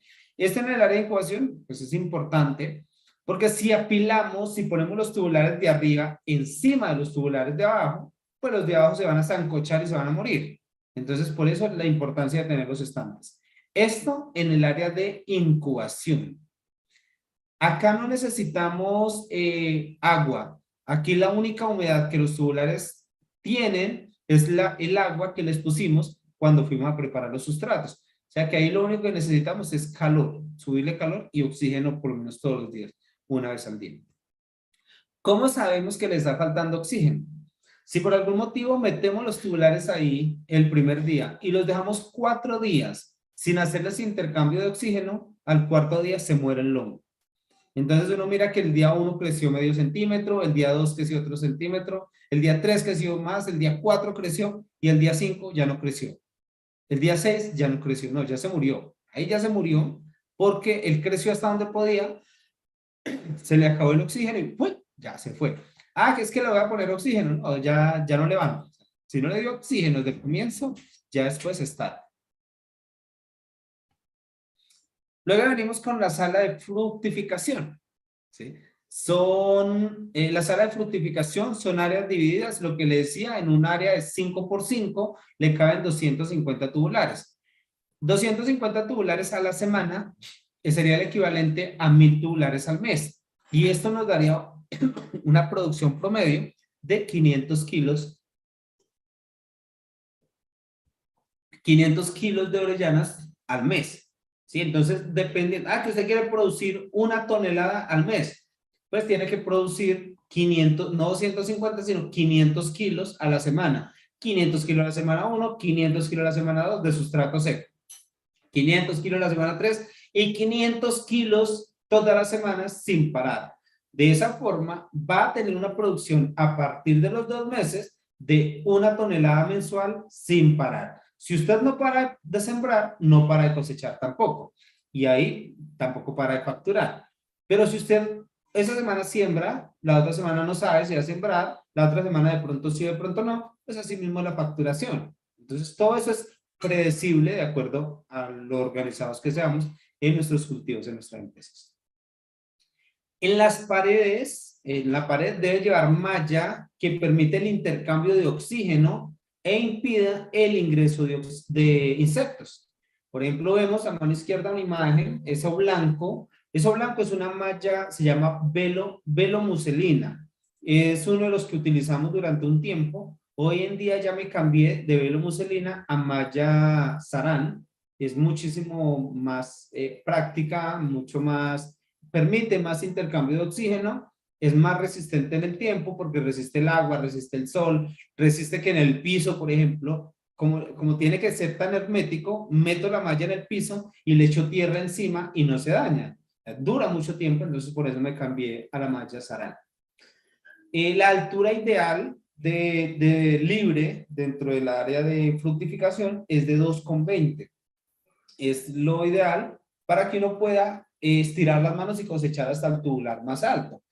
Que algunos de pronto lo hacen a 3 o a 4 metros de alto, pues en realidad es inoficioso, porque uno subirse hasta allá por un ramillete de orellanas, no estoy de acuerdo porque es, primero de todo, peligroso, y si tenemos empleados o hasta para uno mismo es peligroso subirse a bajar los ramilletes. Y además que pierde tiempo, entonces prefiero dejarlo a una altura donde una persona de una estatura normal pueda cosecharlas. Si cambiamos el operario, que el otro operario también pueda hacer el trabajo. Todo eso, pues se ha pensado, por eso se ha definido que sea 2,20 lo ideal. De ahí libre, si usted lo quiere dejar un poquito más alto, está bien, pero lo normal es 2,20. El piso del área de fructificación puede ser en gravilla, en arena, en cemento. No se recomienda que el piso sea en tierra por una razón, y es que si de pronto la orellana se cae o porque salpica muy fácil o porque genera pantano, entonces es mejor en lo posible tener gravilla, depende del tamaño del cultivo. Solamente si ya es una industria mega, ya automatizada o muy tecnificada, ahí se recomienda tener preferiblemente piso en cemento, ¿sí? Que ya es como otro nivel más grande.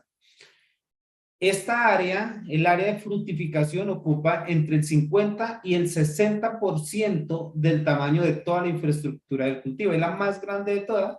Y lo que les decía, tiene que tener divisiones, 10 salas divididas. Aunque toda sea fructificación, tiene que tener 10 salas independientes.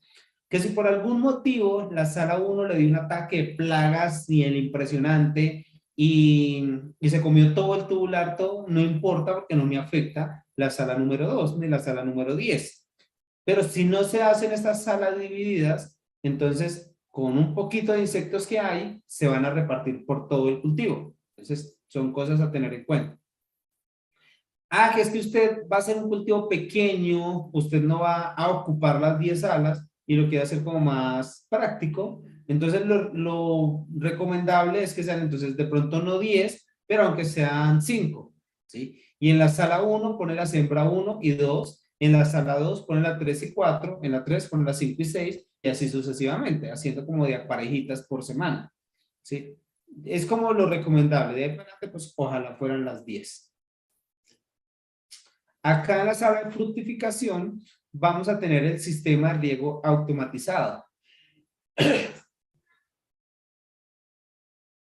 Con relación al sistema de riego, el sistema de riego tiene que ir por encima de las orellanas, que moje todo el ambiente, pero no le vamos a poner sistema de digamos que las moje demasiado, sino que buscamos que sea por nebulización o microaspersión. Cualquiera de las dos está bien. Preferiblemente si fuera nebulización, aunque el costo siempre es bastante diferencial. Entonces la microaspersión también puede ser una opción. Que usted lo va a hacer de forma manual. Y ustedes como pueden observar en el curso, hay un video donde le dice rociando con la manguera y con la mano, rociando. Esa es una opción artesanal, por decirlo así. Pero también tenemos cultivos automatizados donde apenas la humedad relativa se baja del 60 o el 65%, de acuerdo a la orden que le demos, automáticamente apenas la humedad relativa se baja, la microaspersión o la nebulización se activa para mantener una humedad constante, ¿sí? Aunque pues hay que tener en cuenta varios factores. No es a toda hora, sino en ciertas horas que se hace la automatización. ¿Por qué? Porque la orellana no nace durante la lluvia. La orellana nace después de la lluvia. Por lo cual hay que ponerle agua, quitarle agua. Ponerle agua, quitarle agua. Para que ella, cuando le pongo agua, se activa. Y cuando le quito agua, nace. Entonces le pongo agua. Entonces es una forma de jugar con las emociones del producto de la orellana para que ella crezca y se desarrolle bien. En cambio, si le permanecemos agua, si le tenemos agua permanentemente, pues ella va a llegar a un punto donde no sabe en qué momento nacer. Entonces, bueno, eso es lo que yo llamo pequeños tips que hacen la diferencia. Qué pena te pregunto, el precio de los equipos para automatizar ese proceso, ¿y qué equipos utilizas? Pues, Don James, bueno, medio lo escuché, no lo escuché ahorita.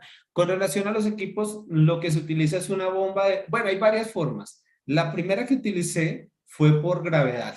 Entonces venía el agua con suficiente presión y lo activábamos directamente. Lo hicimos manualmente, abríamos el registro, él mojaba y lo cerrábamos. Lo abríamos durante 5 o 10 segundos cada vez que la humedad relativa bajaba, luego lo cerrábamos y era suficiente. Hoy en día el cultivo ya automatizado, tenemos, la verdad no le puedo explicar todo el proceso, sería poder ir a verlo, lo posible en Boyacá, que es donde está el cultivo automatizado. Hay una bomba y con el sensor. Entonces el sensor le envía la información a la bomba y la bomba con medio de una electrobomba y es un cilindro redondo, no sé cómo explicárselo acá, y no lo he grabado, la verdad, ¿sí? Y él es el que genera la presión y bota el agua cada vez que se requiere, y lo bota con mucha presión para activar la microdispersión. Una pregunta, ¿usted va a ir este fin de semana a Boyacá? No, no, señor, no. Ok. Sería muy bueno, bien sea si no puede, si puede ir ahorita, genial, porque yo voy a estar allá también, vamos a estar mostrando todo el proceso del cultivo, o si no que pudiera ir y conocer el cultivo, si lo que tiene pensado es automatizarlo, esa sería una muy buena opción, ver las máquinas, pero yo la verdad no se las sé explicar. Ahí el que lo construyó fue mi hermano, que él sí él maneja tecnología, es el que ha hecho, el que se encarga como de la parte de construcción de la maquinaria, equipos y esto, es él, y él es el encargado del cultivo. Por eso es allá donde tenemos todos los juguetes. Sí, no, sí, sería bueno como que nos pudieras en un futuro poder explicar esa partecita. Yo creo que Voy igual a deben haber aprovechar esta vez que voy entradas, allá y grabo un video y explico el proceso. No se lo sé eso, explicar para no confundirlos más, pero grabando un video sí lo puedo explicar. eso, y al menos los equipos, para saber uno qué equipos puede comprar y para poder automatizar de esa manera. Me parece muy bueno para no tener que estar pues como tan encima en la parte en la fructificación, que después de 5, 6 semanas ya empieza a ser prácticamente diario, ¿cierto? Ajá, sí. Tengo entendido, ¿cierto? La Sí, así es. fructificación. Entonces, este fin de semana que voy para Boyacá, grabaré voy a estar en el cultivo, entonces voy a grabarlo todo el proceso. En algunos, por ejemplo, le pongo un otro ejemplo, en otros cultivos lo manejamos directamente desde el acueducto. Entonces, en la misma presión que trae el acueducto, lo aprovechamos para poner el sistema de riego. ¿Sí? Entonces, ahí ya se economizaría, por decirlo así, la bomba de impulso, la bomba. De pronto una microaspersión no sería necesaria ahí. O sea, la microaspersión hace que se necesite algo que le dé una aspersión, pero simplemente con que uno active unos aspersores, como si fuera una jardinería, yo creo que podría funcionar simplemente con la potencia de la tubería. ¿Usted qué dice? No sé si me haga entender. O sea, como un sistema de jardinería, pero en la parte alta del cultivo. Eso, sí, sería solamente por desnivel, se puede hacer, siempre y cuando alcance a llegar con la presión, que alcance a disparar los nebulizadores, porque es que el nebulizador o el microaspersor tiene una salida muy pequeña, entonces con poquito alcanza a coger impulso. Julio Sí, obviamente, pregunta, pues también depende del tamaño del cultivo, ¿no? Porque si son muchos, pues van a necesitar un poco más de presión. sí, claro. Y si se pone no desde arriba, sino en serio desde el suelo, como si fuera usted a un riego de un cultivo, se pone desde el suelo una aspersora que también ese sí se puede optimizar y puede ser mucho más económico, puede ser más económico. E igual voy a dejar el ambiente húmedo, no sé, pues no, que no sea Eh, precisamente una microexpresión.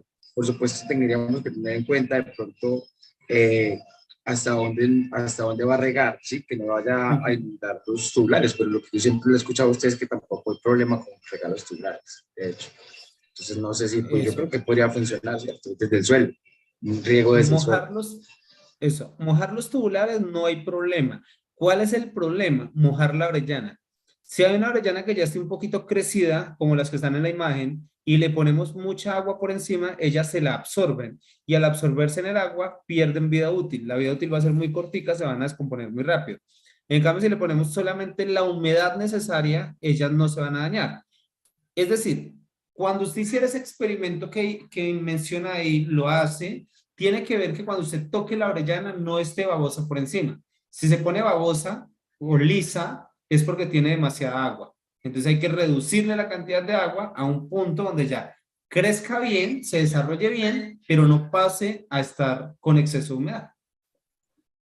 Julio, te pregunto, cuando uno ya está en fructificación, uno puede lograr, digamos, estandarizar un tiempo de recolección. Digamos, yo sé que todas las mañanas recolecto a las 8 de la mañana, porque si es ¿Sí? así, pues entonces uno recolecta siempre a las 8 de la mañana y después de esa hora es que prende la bomba de aspersión. Eso, No sé, podría ser. lo correcto es que se prenda la bomba de aspersión entre las 8 de la mañana y las 2 de la tarde, ni antes ni después, pero no todo el tiempo, únicamente en los momentos donde la humedad relativa baje mucho. porque si le echamos agua después de las 2 de la tarde, la orellana absorbe esa agua y en la noche no es capaz de expulsarla, entonces al día siguiente cuando la vamos a cosechar está saturada de agua, ¿sí? Y también tampoco es que sea por horas, porque uno la básica, uno dice, no, pues yo la automatizo que cada hora rocee. Sí, pues si está calentando, sí, pero si está lloviendo, no. Hay cultivos donde uno dura un mes o 2 meses sin necesidad de rociar. ¿Por qué? Porque la humedad relativa está alta. En cambio, hay otros lugares donde hay que rociar 3, 4 y hasta 5 veces al día, porque la humedad relativa es muy baja. O en el mismo cultivo por temporadas, ¿sí? Temporadas de lluvia, días sin rociar. Temporadas secas, días rociando varias veces. Entonces, por eso la automatización es súper importante. El hecho de no rociar por días no podría de pronto generar que la orellana se estanque, que como que no vea la condición, como usted siempre lo ha hecho en la naturaleza, que no llueve, entonces simplemente no sale. Habría Baja la producción. Sí nacen, pero nacen menos cantidad de las que deberían nacer. entonces, igual, debido a eso, no sería más recomendable, igual, sí o sí, a pesar de la humedad, regar, o se hace Realmente sí, una no. estimulación mecánica. De pronto no me hice entender ahí. El tema es, si ellas necesitan agua y yo no les doy agua, baja la producción. Pero si ellas están en un ambiente húmedo, donde está llegando humedad porque está lloviendo afuera y me da humedad, entonces ellas ya tienen una humedad, no necesitan que les ponga más agua. Listo, listo, listo. Pensé que el hecho de regarlas con el agua era como una forma como de catalizar también la producción, que ellas como que se despertaran, Ajá. En un pero momento sí, pero ese despertarlo lo podemos hacer también con choques mecánicos, que es golpear los tubulares para estimular el nacimiento. listo, listo, no, muchas gracias.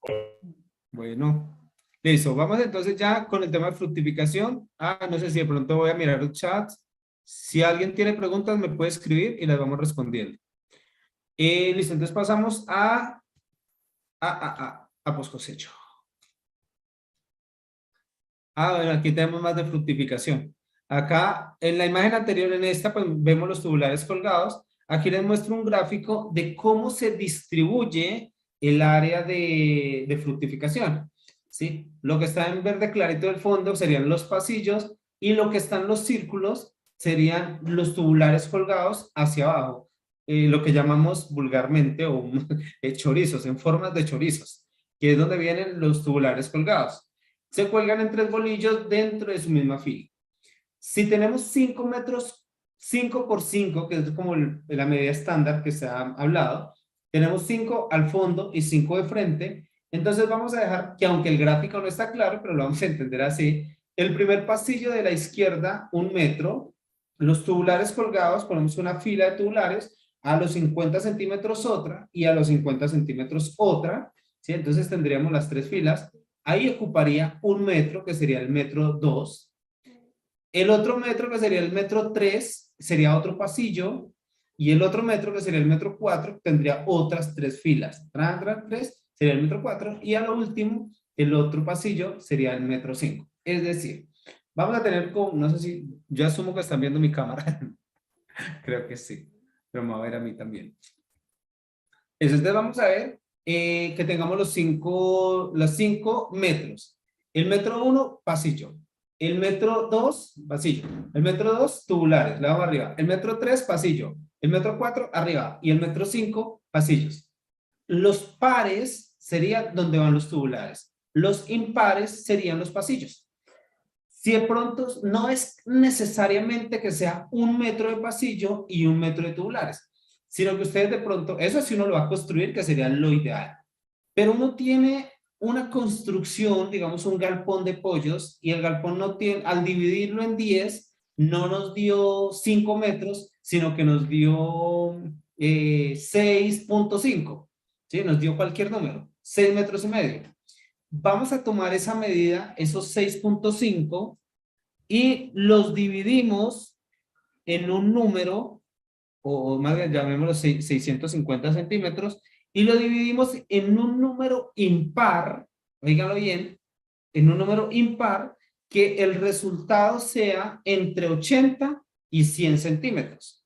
¿Sí? Si yo divido 650 centímetros en 5 me daría 130. Me daría más de lo que le estoy diciendo. Entonces lo divido en otro número impar más pequeño, más grande, perdón, que sería 7.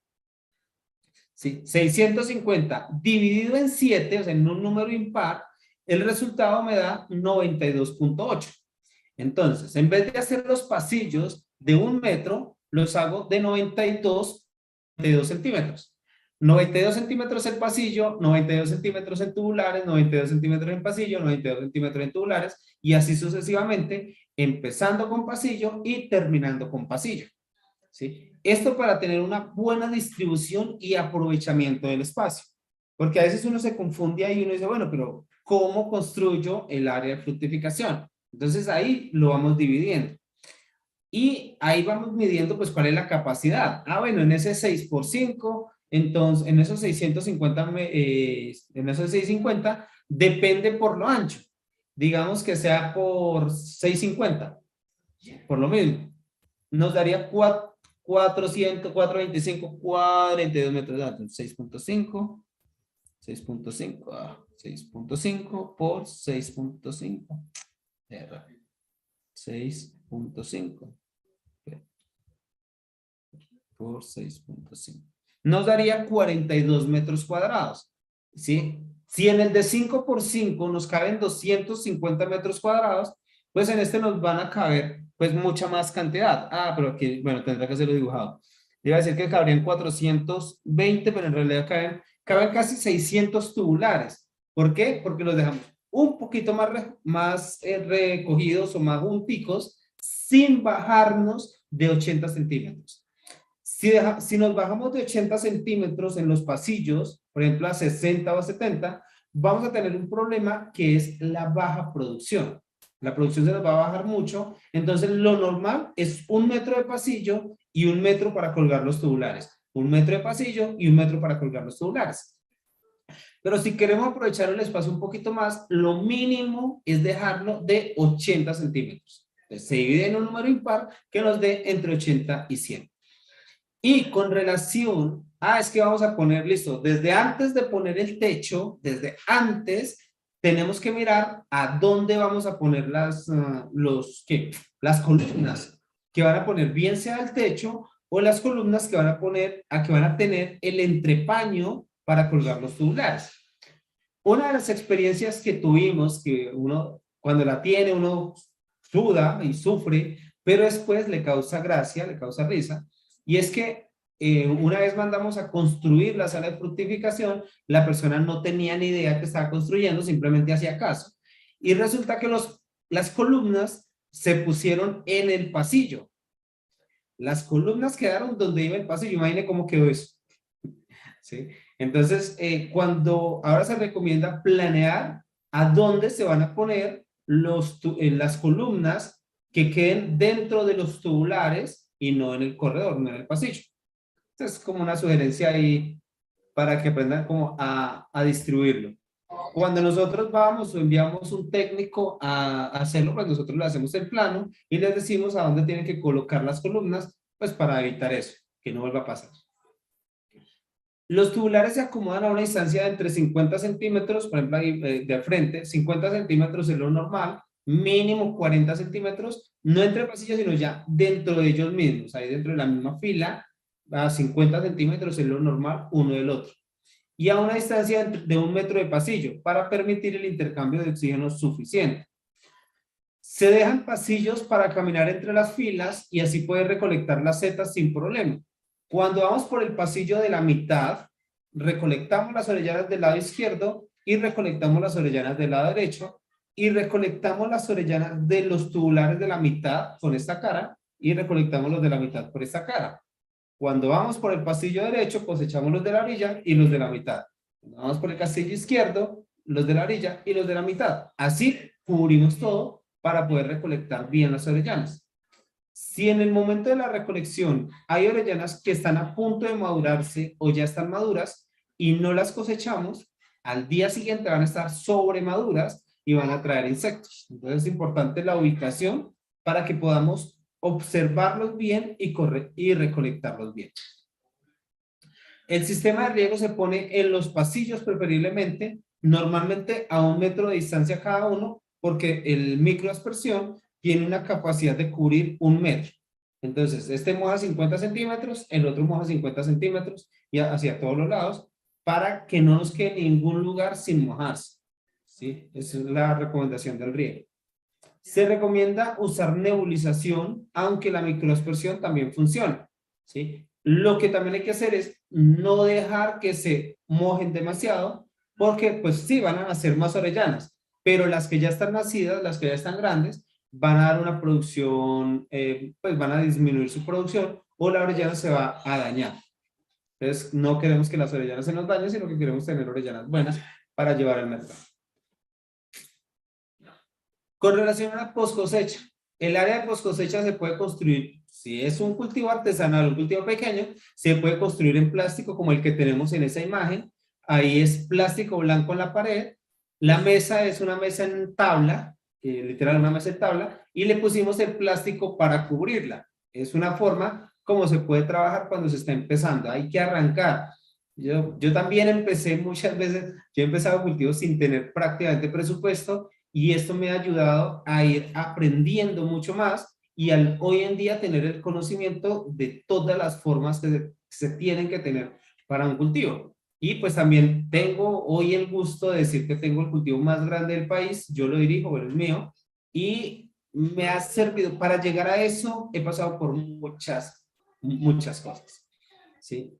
Si de pronto ustedes están buscando, hey, venga, pero uno cómo se capitaliza, uno cómo consigue la plata, uno cómo consigue con qué hacer el cultivo, ustedes ya están en la capacitación, pueden ir al módulo de mercadeo, no sé si ya lo estudiaron todo, perdón, el mercadeo no, sí, el mercadeo y el de comercialización.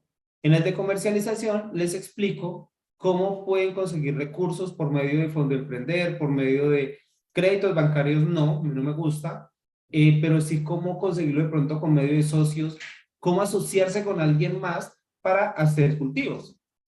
Cuando uno está empezando una empresa, uno tiene una mentalidad de que, y lo dije yo, y me lo dicen mucho, y es que cuando uno está trabajando con un socio, lo que uno hace es trabajar para el otro.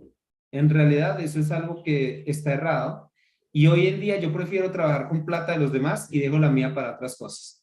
¿Sí? ¿Por qué? Porque es que el capital de uno no de pronto no está tan grande, pero hay otras personas que tienen un capital mayor con el cual uno va a producir 2, 3 o hasta 10 veces más de lo que puede producir con el capital propio. Entonces, yo empecé con un cultivo artesanal, yo empecé con un cultivo donde lo hacía con un fogón de leña, lo hacíamos en plástico, lo hacíamos en cosas muy básicas y logramos tener resultados.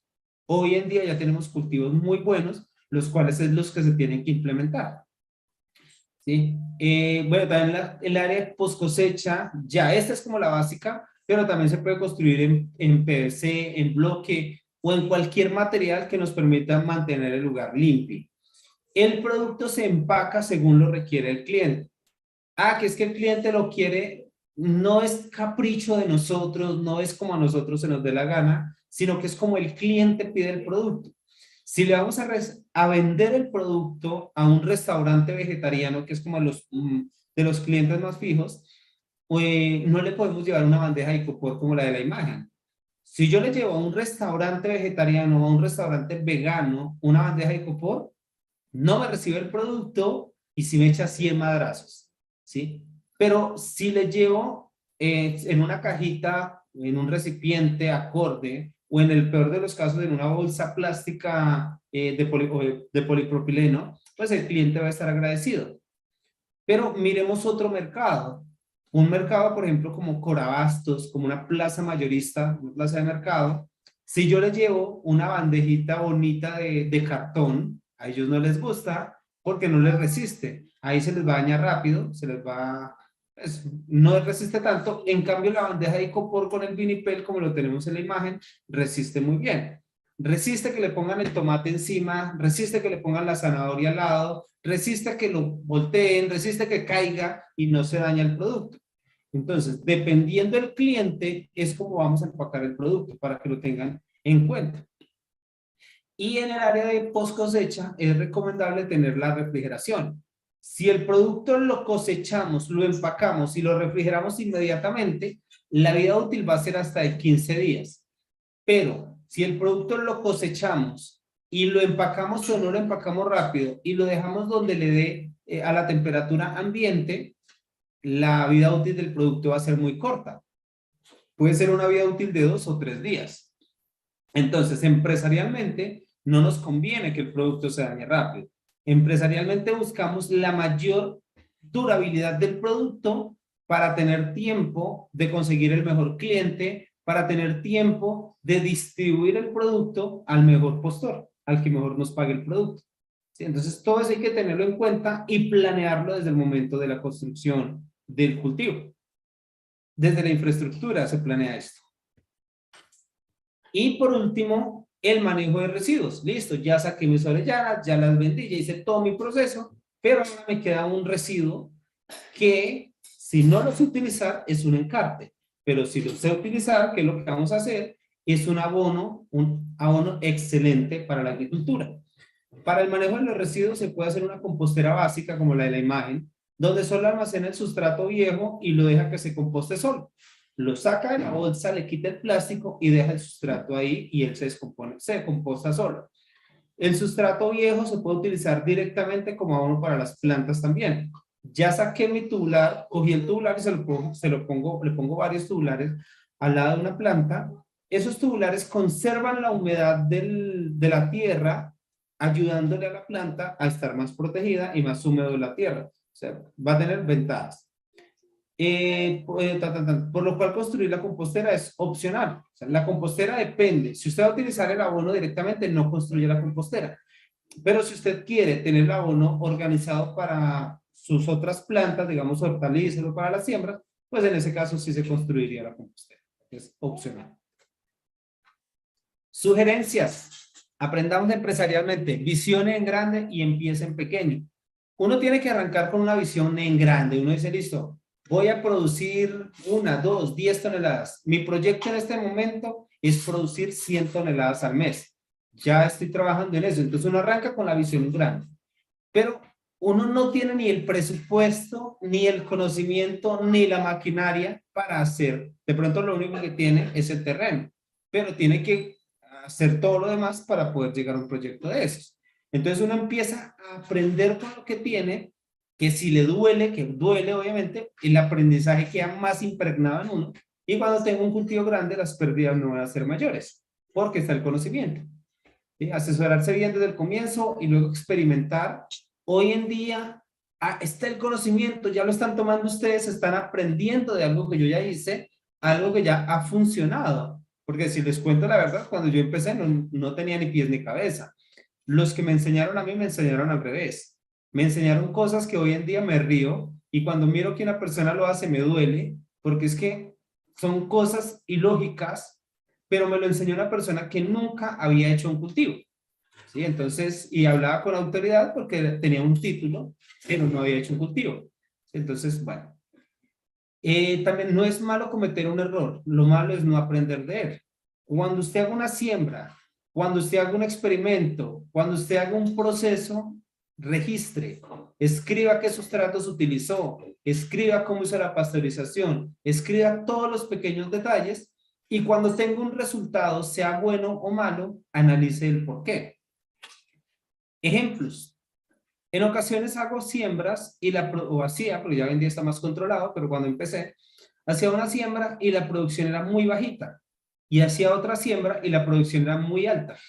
Y yo decía, ¿pero por qué? ¿Cuál es la diferencia? Entonces empezaba a mirar, empecé a registrar y de acuerdo al sustrato que le ponga el alimento, el hongo va a crecer mejor. También hay sustratos que ayudan a colonizar más rápido, pero no dan una oreja grande. Hay otros sustratos que no ayudan a colonizar rápido, pero la oreja es grande. Entonces uno empieza a mezclarlos. Este me ayuda a colonizar y este me ayuda a crecer la seta. Entonces los combino los dos y tengo un mejor resultado. Y yo sé que la pregunta que tienen todos en este momento es, ¿cuál es ese sustrato que es excelente? Claro, todos lo queremos saber. Y la respuesta es, el mejor sustrato es el que tengamos en la zona. El mejor sustrato es con el que contemos en el lugar donde estamos haciendo nuestro cultivo. A partir de ahí empezamos a hacer varias siembras para mirar cuál coloniza más rápido. En mi caso, por ejemplo, la hoja de plátano ayuda a colonizar rápido. El salvado de trigo me ayuda a que la oreja crezca más. El acerrín me ayuda a que la oreja crezca un poco más, pero no me ayuda a la colonización rápido, ¿sí? El bagazo de caña ayuda a colonizar rápido y ayuda a crecer la oreja grande. Entonces son diferentes sustratos, pero uno no puede decir, ah, es que como yo no tengo ese sustrato aquí. No, mire cuál sí tiene, mire cuál sí puede contar. Estoy ocupado ahí, espera. ¿Cuál sustrato sí puede contar y con ese sustrato va a manejar? Siempre hacemos las 5 primeras siembras y las evaluamos. ¿Cuál se contaminó menos? ¿Cuál coloniza más rápido? ¿Cuál crece la orellana más? ¿Cuál me dio mejor producción? Después de esos 5 siembras prueba, escogemos la que mejor nos ha funcionado. Esa es la forma para tener un cultivo exitoso, ¿sí? Tener un cultivo con buenos resultados. No es que haya una fórmula mágica. Cuando yo veo un cultivo, todos dicen, Julio, dígame cuál es el secreto. Y el secreto es aprender. El secreto es aprender, el secreto es hacer las pruebas y llevarlo a la práctica. Ponga en práctica lo que va aprendiendo y perfecciónelo. Lo que yo les digo es lo que a mí me ha funcionado. A ustedes les puede funcionar algo diferente. Pongan en práctica lo que mejor les funcione. De pronto ustedes digan, Julio, yo descubrí cómo las orellanas me crezcan más. Genial. Yo les agradezco que me enseñen, y no a mí, sino a todos los nuevos productores que apenas vienen creciendo en este gremio. Y lo mejor, haga de su pasión su principal fuente de ingresos. Si a usted le gusta el tema de las setas, si a usted le gusta este cuento, haga que esto le produzca, sea su fuente de ingresos.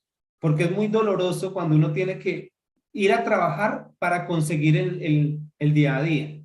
Pero si uno logra que eso que a uno le gusta, que a mí me pasó, yo lo hago, yo tengo mis cultivos, enseño, viajo, paseo, hago todo lo que me gusta. Yo digo, porque el resto de gente no hace lo mismo, si es tan fácil hacerlo. ¿Pero por qué? Porque hice de mi pasión mi fuente de ingresos, ¿sí? Hoy en día todo lo que hago me gusta, y la mayor parte del tiempo la paso viajando. Y invite a otras personas que conozcan este espectacular producto, denle una gustación del producto, háblele las ventajas de consumir el producto, que es saludable, que es delicioso. Enséñenle a las personas a consumir el producto. Si alguien le dice que le muestre el cultivo, muéstrele el cultivo, enséñele un poco cómo se hace el cultivo. Claro, para usted eso implica tiempo, para usted significa desgaste, para usted significa enseñar algo que le ha costado. Pues cóbrele, dígale, listo, venga al cultivo y yo le puedo, no sé, un recorrido, le explico y le cobro tanto. Así sean 50,000 pesos, pero por 1 hora o por 2 horas sirve, ¿sí? Eso lo digo, pues también depende del tamaño del cultivo, depende del propósito, depende de muchos factores, pero abramos la oportunidad, ¿sí? Cuando yo empecé, no había nadie que me enseñara, no había nadie que me dejara ver un cultivo. Entonces tuve que aprender a golpes, y bueno, hoy en día, por eso he querido enseñarle a otras personas. A mí me dicen, Julio, ves que usted le enseña a muchas personas, le montan competencia. Y pues podría uno enfocarse en pensar que es cierto, pero yo me enfoco en pensar que en vez de ser competencia podemos ser aliados, porque ustedes al hacer cultivo, como mínimo, o ayudan a crecer el mercado o hasta pueden llegar a ser proveedores de la misma empresa y el negocio sigue creciendo. O sea que no hay problema porque crezcamos muchos. Empiece con lo que tiene hoy, ya, con lo que tenga arranque. Lo único necesario es el micelio.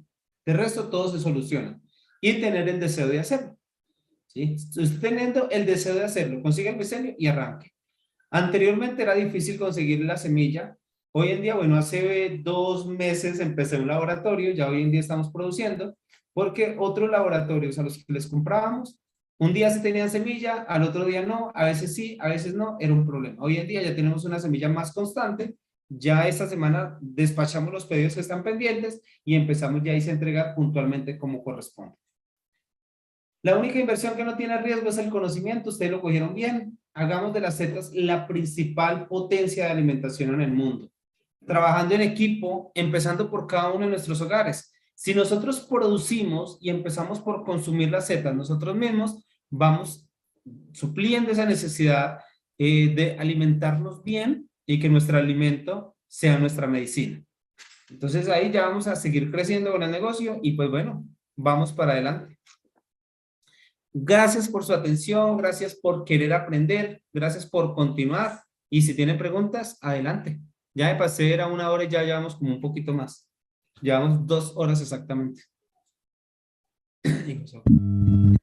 Don Julio, buenas noches. Buenas noches, don Julián. Don Julio, es que le iba a hacer una pregunta con respecto a la incubación. Es que la que hicimos en el día, pues estamos en una zona donde normalmente la temperatura son 22, 24 grados. Ajá. Pero entonces el plástico, la forramos en plástico y la parte de las paredes tiene de zinc. La temperatura en el día se sube hasta 34 grados y de noche se nos llega por allá 20, 22. Entonces ahí Sí. esa diferencia no influye mucho para los tubulares, para que se dañen o algo así. Bueno, entre lo que me dijo, una cosa no me quedó claro y fue las paredes. ¿En las paredes qué tiene? Plástico negro. Ah, ahí estuvo el error. Sí, Sí, en las paredes. Bueno, pero ¿en el área de incubación o en el área de fructificación? incubación, en el área de incubación. En el área de incubación. Bueno, ábrale ventanas un poco, no sé, tiene que bajarle la temperatura para que no se suba tanto tampoco, que suba a 28, 30 está bien. Bueno, hasta 32 de vez en cuando no hay problema. 32 es lo máximo que sube, ¿cierto? Sí, a 32, 34 a veces. Ok, es que a mí se me dañaron cuando se me subieron a 38, 40. Sí. Ah, sí. Entonces ahí 30, tratar es de conservar el calor del día para que en la noche no se baje tanto. Aunque me dice que se baja solo a 20, ¿cierto? Sí, por ahí hasta 20 se baja en la noche, se ha llegado a bajar a 20. Eso, si logra que la temperatura se mantenga encima de 24 grados, va a mejorar muchísimo la colonización, a colonizar más rápido. Y póngale, bueno, que sea más fresco, que tenga ventanas o que tenga intercambio de aire todos los días. Todos los días hacer intercambio de aire, porque cuando se encierra con plástico, se acaba el oxígeno. Y si se acaba el oxígeno, puede llegar al punto donde se mueren los tubulares, las orellanas por falta de oxígeno. Bueno, sí, señor. En la noche entonces se le puede cerrar, sí, en la noche para que no se baje tanto la temperatura, se puede dejar cerrado hermético y en el día abrirle. Sí, sí, así se puede hacer, pero no necesita dejarlo abierto todo el día. Lo puede abrir solamente 2 horas al día, es suficiente. Por ejemplo, al mediodía, que es cuando más caliente, es lo ideal. Ah, bueno, sí, señor. Y la Aunque otra otra pregunta, cosa, cuando ya tenga hartos tubulares, cuando ya tenga más cantidad de tubulares, ellos ayudan a generar calor. bueno, sí, señor. Otra pregunta que tengo es que pues el espacio que estamos adecuando, que yo le decía que es una terraza, el aire sí ventea bastante, pero como no puedo colocar por rompevientos muy lejos porque pues sí, es en una parte alta, entonces se puede colocar la polisombra que nos está diciendo don Julio, se puede colocar pegada a la malla Sarán para que Y el viento sea más suave. Pero sí, se tendría que, puede pegar. Lo que tiene que tener en cuenta es quién manda, quién es el que nos da las instrucciones de cómo ponerlo, la orellana. ¿Sí? Si la orellana está creciendo bien, estaría bien. Si la orellana está madurando pequeñita, es porque tiene mucha corriente de aire. Tendría que romperle más viento hasta que ella ya no se deshidrate los bordes, sino que alcance a crecer bien. ¿Sí? Entonces ahí no es como un estándar de cuánto le ponga, sino depende de cómo se comporte la orellana. La misma orellana nos habla. bueno, sí, señor. Sí, entonces sí le Entiendo. puede poner la polisombra y al tener las orellanas empieza a analizarla. Hasta dónde está creciendo, si le falta agua o si tiene exceso de corriente o tiene mucho aire, corriente de aire. Bueno, sí, porque el aire sí es muy fuerte. En el día da una aireación bastante fuerte. Ok. Sí, sería eso, medirlo. Medirlo en la Bueno, práctica. sí, señor. Gracias, don Julio. Ok.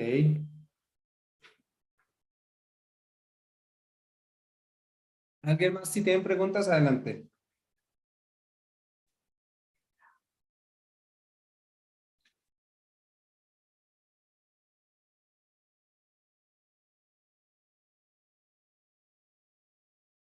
Bueno, pueden escribir si de pronto no les da la timidez. Pueden escribir o pueden activar el micrófono. Es ocupado, espera que me escuche. Papi, te día, está genial. Sí, sí. Es que tú me vas a hacer un juego y me descarga. Bueno, ahorita hablamos que estoy que terminar. ¿Listos? ¿Tienen más preguntas? Adelante. Y si no, pues entonces para ya dar por terminado hoy, nos vemos en la siguiente ocasión. Si tienen preguntas, adelante, don William, ¿va a hablar? Sí, señor don Julio. Quería, pues, como preguntarle también otra cosa que es si el techo es en zinc, o sea, es que la terraza que yo tengo tiene techo de zinc, pero no sé, hay una parte donde no la puedo cubrir, o sea, tendría la parte alta que cubrirla, se puede con una lona blanca donde no, porque le voy a dejar, digamos, 1 metro más o menos de donde está, por donde va a entrar el aire, Ajá. el oxígeno. La parte Sí. alta, una lona blanca, estaría todo alrededor de la terraza. Eso sería con el fin de que no entren los insectos, ¿verdad? Sí, señor, y pues ya sería para que no entre demasiado aire, porque lo que yo le decía es demasiado el aire que entra, entonces una parte de eso, porque le pienso dejar 1 metro más o menos de entrada de aire con la malla zarada, pero entonces la Sí, sí. parte más la puedo con una lona o algo así para que no me quede todo tan Sí, se puede demasiado. ponerlo, se puede poner para que no entre tanto, porque hay uno de los problemas que va a tener es el exceso, la corriente de aire, mucho aire, entonces es ponerle control a eso. Sí, sin exceder tampoco, sin llegar al otro extremo. Sí, señor. De acuerdo con eso. Sí, es demasiado, muy fuerte. Y todo el día está venteando muy duro. Eso es lo que yo quería. Listo, sí, sí, está bien. 1 metro más o menos de espacio para y que con eso sea suficiente. Sí, señor. Ok. Bueno, Julio, buenas noches. Nuevamente con James. Sí, cuéntame, James. Julio, si el clima es frío, también hasta qué punto pues, en la parte de fructificación puedo poner las paredes de más de sarán y de plástico como para mantener el calor. Bueno, en el área ¿Qué de relación puedo usar? fructificación, sí, en el área de fructificación no se requiere calor. Ahí se requiere oxígeno y humedad. Prácticamente, el calor es indiferente. O sea que si en la noche se alcanzan temperaturas menores de 18 grados, no hay problema pues para la fructificación. En fructificación no. En incubación sí hay problema. Entonces por eso se encierra y se guarda el calor. En fructificación no hay problema. Sí, eso tengo pensado hacer para la incubación. Termofil que tú dijiste. Sí, termolón. Ajá. Termolón. Yo estoy cerca por el área de Río Negro. Usted ha nombrado varias veces que por ahí usted conoce proveedores de ese tipo de productos. Me gustaría de pronto Ah, que me sí. colaborara. Yo voy a Sí, hablar por con el Nicky grupo nos para puede escribir comentar. y yo le envío el contacto. Listo, perfecto. Muchas gracias. Bueno, listo. Bueno, Julio, buenas noches. sí, buenas noches. Habla Mauricio Velosa. Mira, una pregunta. ¿Qué temperatura se debe tener en la área de fructificación? El área de fructificación es indiferente la temperatura. Ahí puede subir o bajar la temperatura, no hay problema. Ah, ya, o Donde sea, no debe variar es en incubación. ya. Que ahí en tierra fría es donde se usa el termolón, ¿sí? Para incubación, sí. En incubación. En Eso. fructificación en tierra fría no habría necesidad de termolón. No hay necesidad, sino la malla nada más. malla antitrix o, bueno, listo, gracias. Malla Saran. Saran, que es como, lo que pasa es que el antitrips es demasiado hermético, es casi un plástico. Ah, ya. No deja pasar oxígeno. El Saran es un poquito más grandecito el hueco, pero un poquito. Bueno, señor, gracias.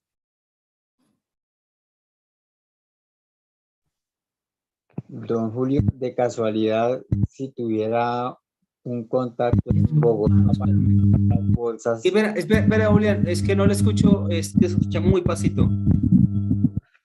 si don Julio de pronto nos pudiera o me pudiera regalar una dirección o algo en Bogotá para dónde comprar las bolsas que hemos, es que pues no sé muy bien dónde, entonces le agradecería. Bolsa de polipropileno, yo normalmente las compro en la avenida Jiménez con Caracas. En ese sector es de bastantes bolsas.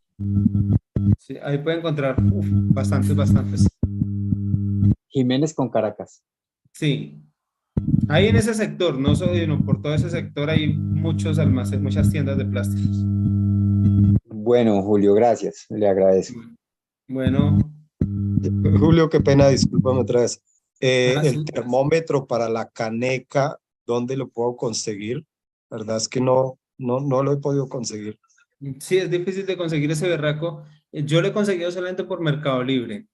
Hace unos Ya, días les envié el enlace por el grupo de Telegram. Hay uno de 40 centímetros así largo. Ese sirve.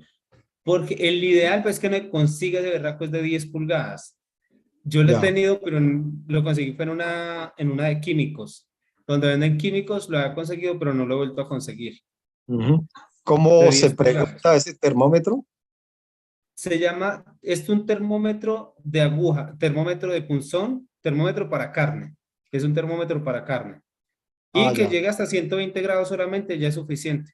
No es necesario que tenga más. Sí, dale, gracias. Bueno, ¿En cuánto puede estar el precio de ese termómetro? ese no vale tanto. El pequeño vale como 25.000 pesos y el grande vale como 80.000 más o menos. Ya, bueno, gracias. Bueno, listo. Entonces nos vemos en una próxima oportunidad. Espero pues haber resolvido las preguntas y que sigan teniendo muchas preguntas, que sigan preguntando. Entonces nos vemos en la siguiente clase. Chao, chao. Que estén bien. Gracias, señor. Bendiciones. Muchas gracias.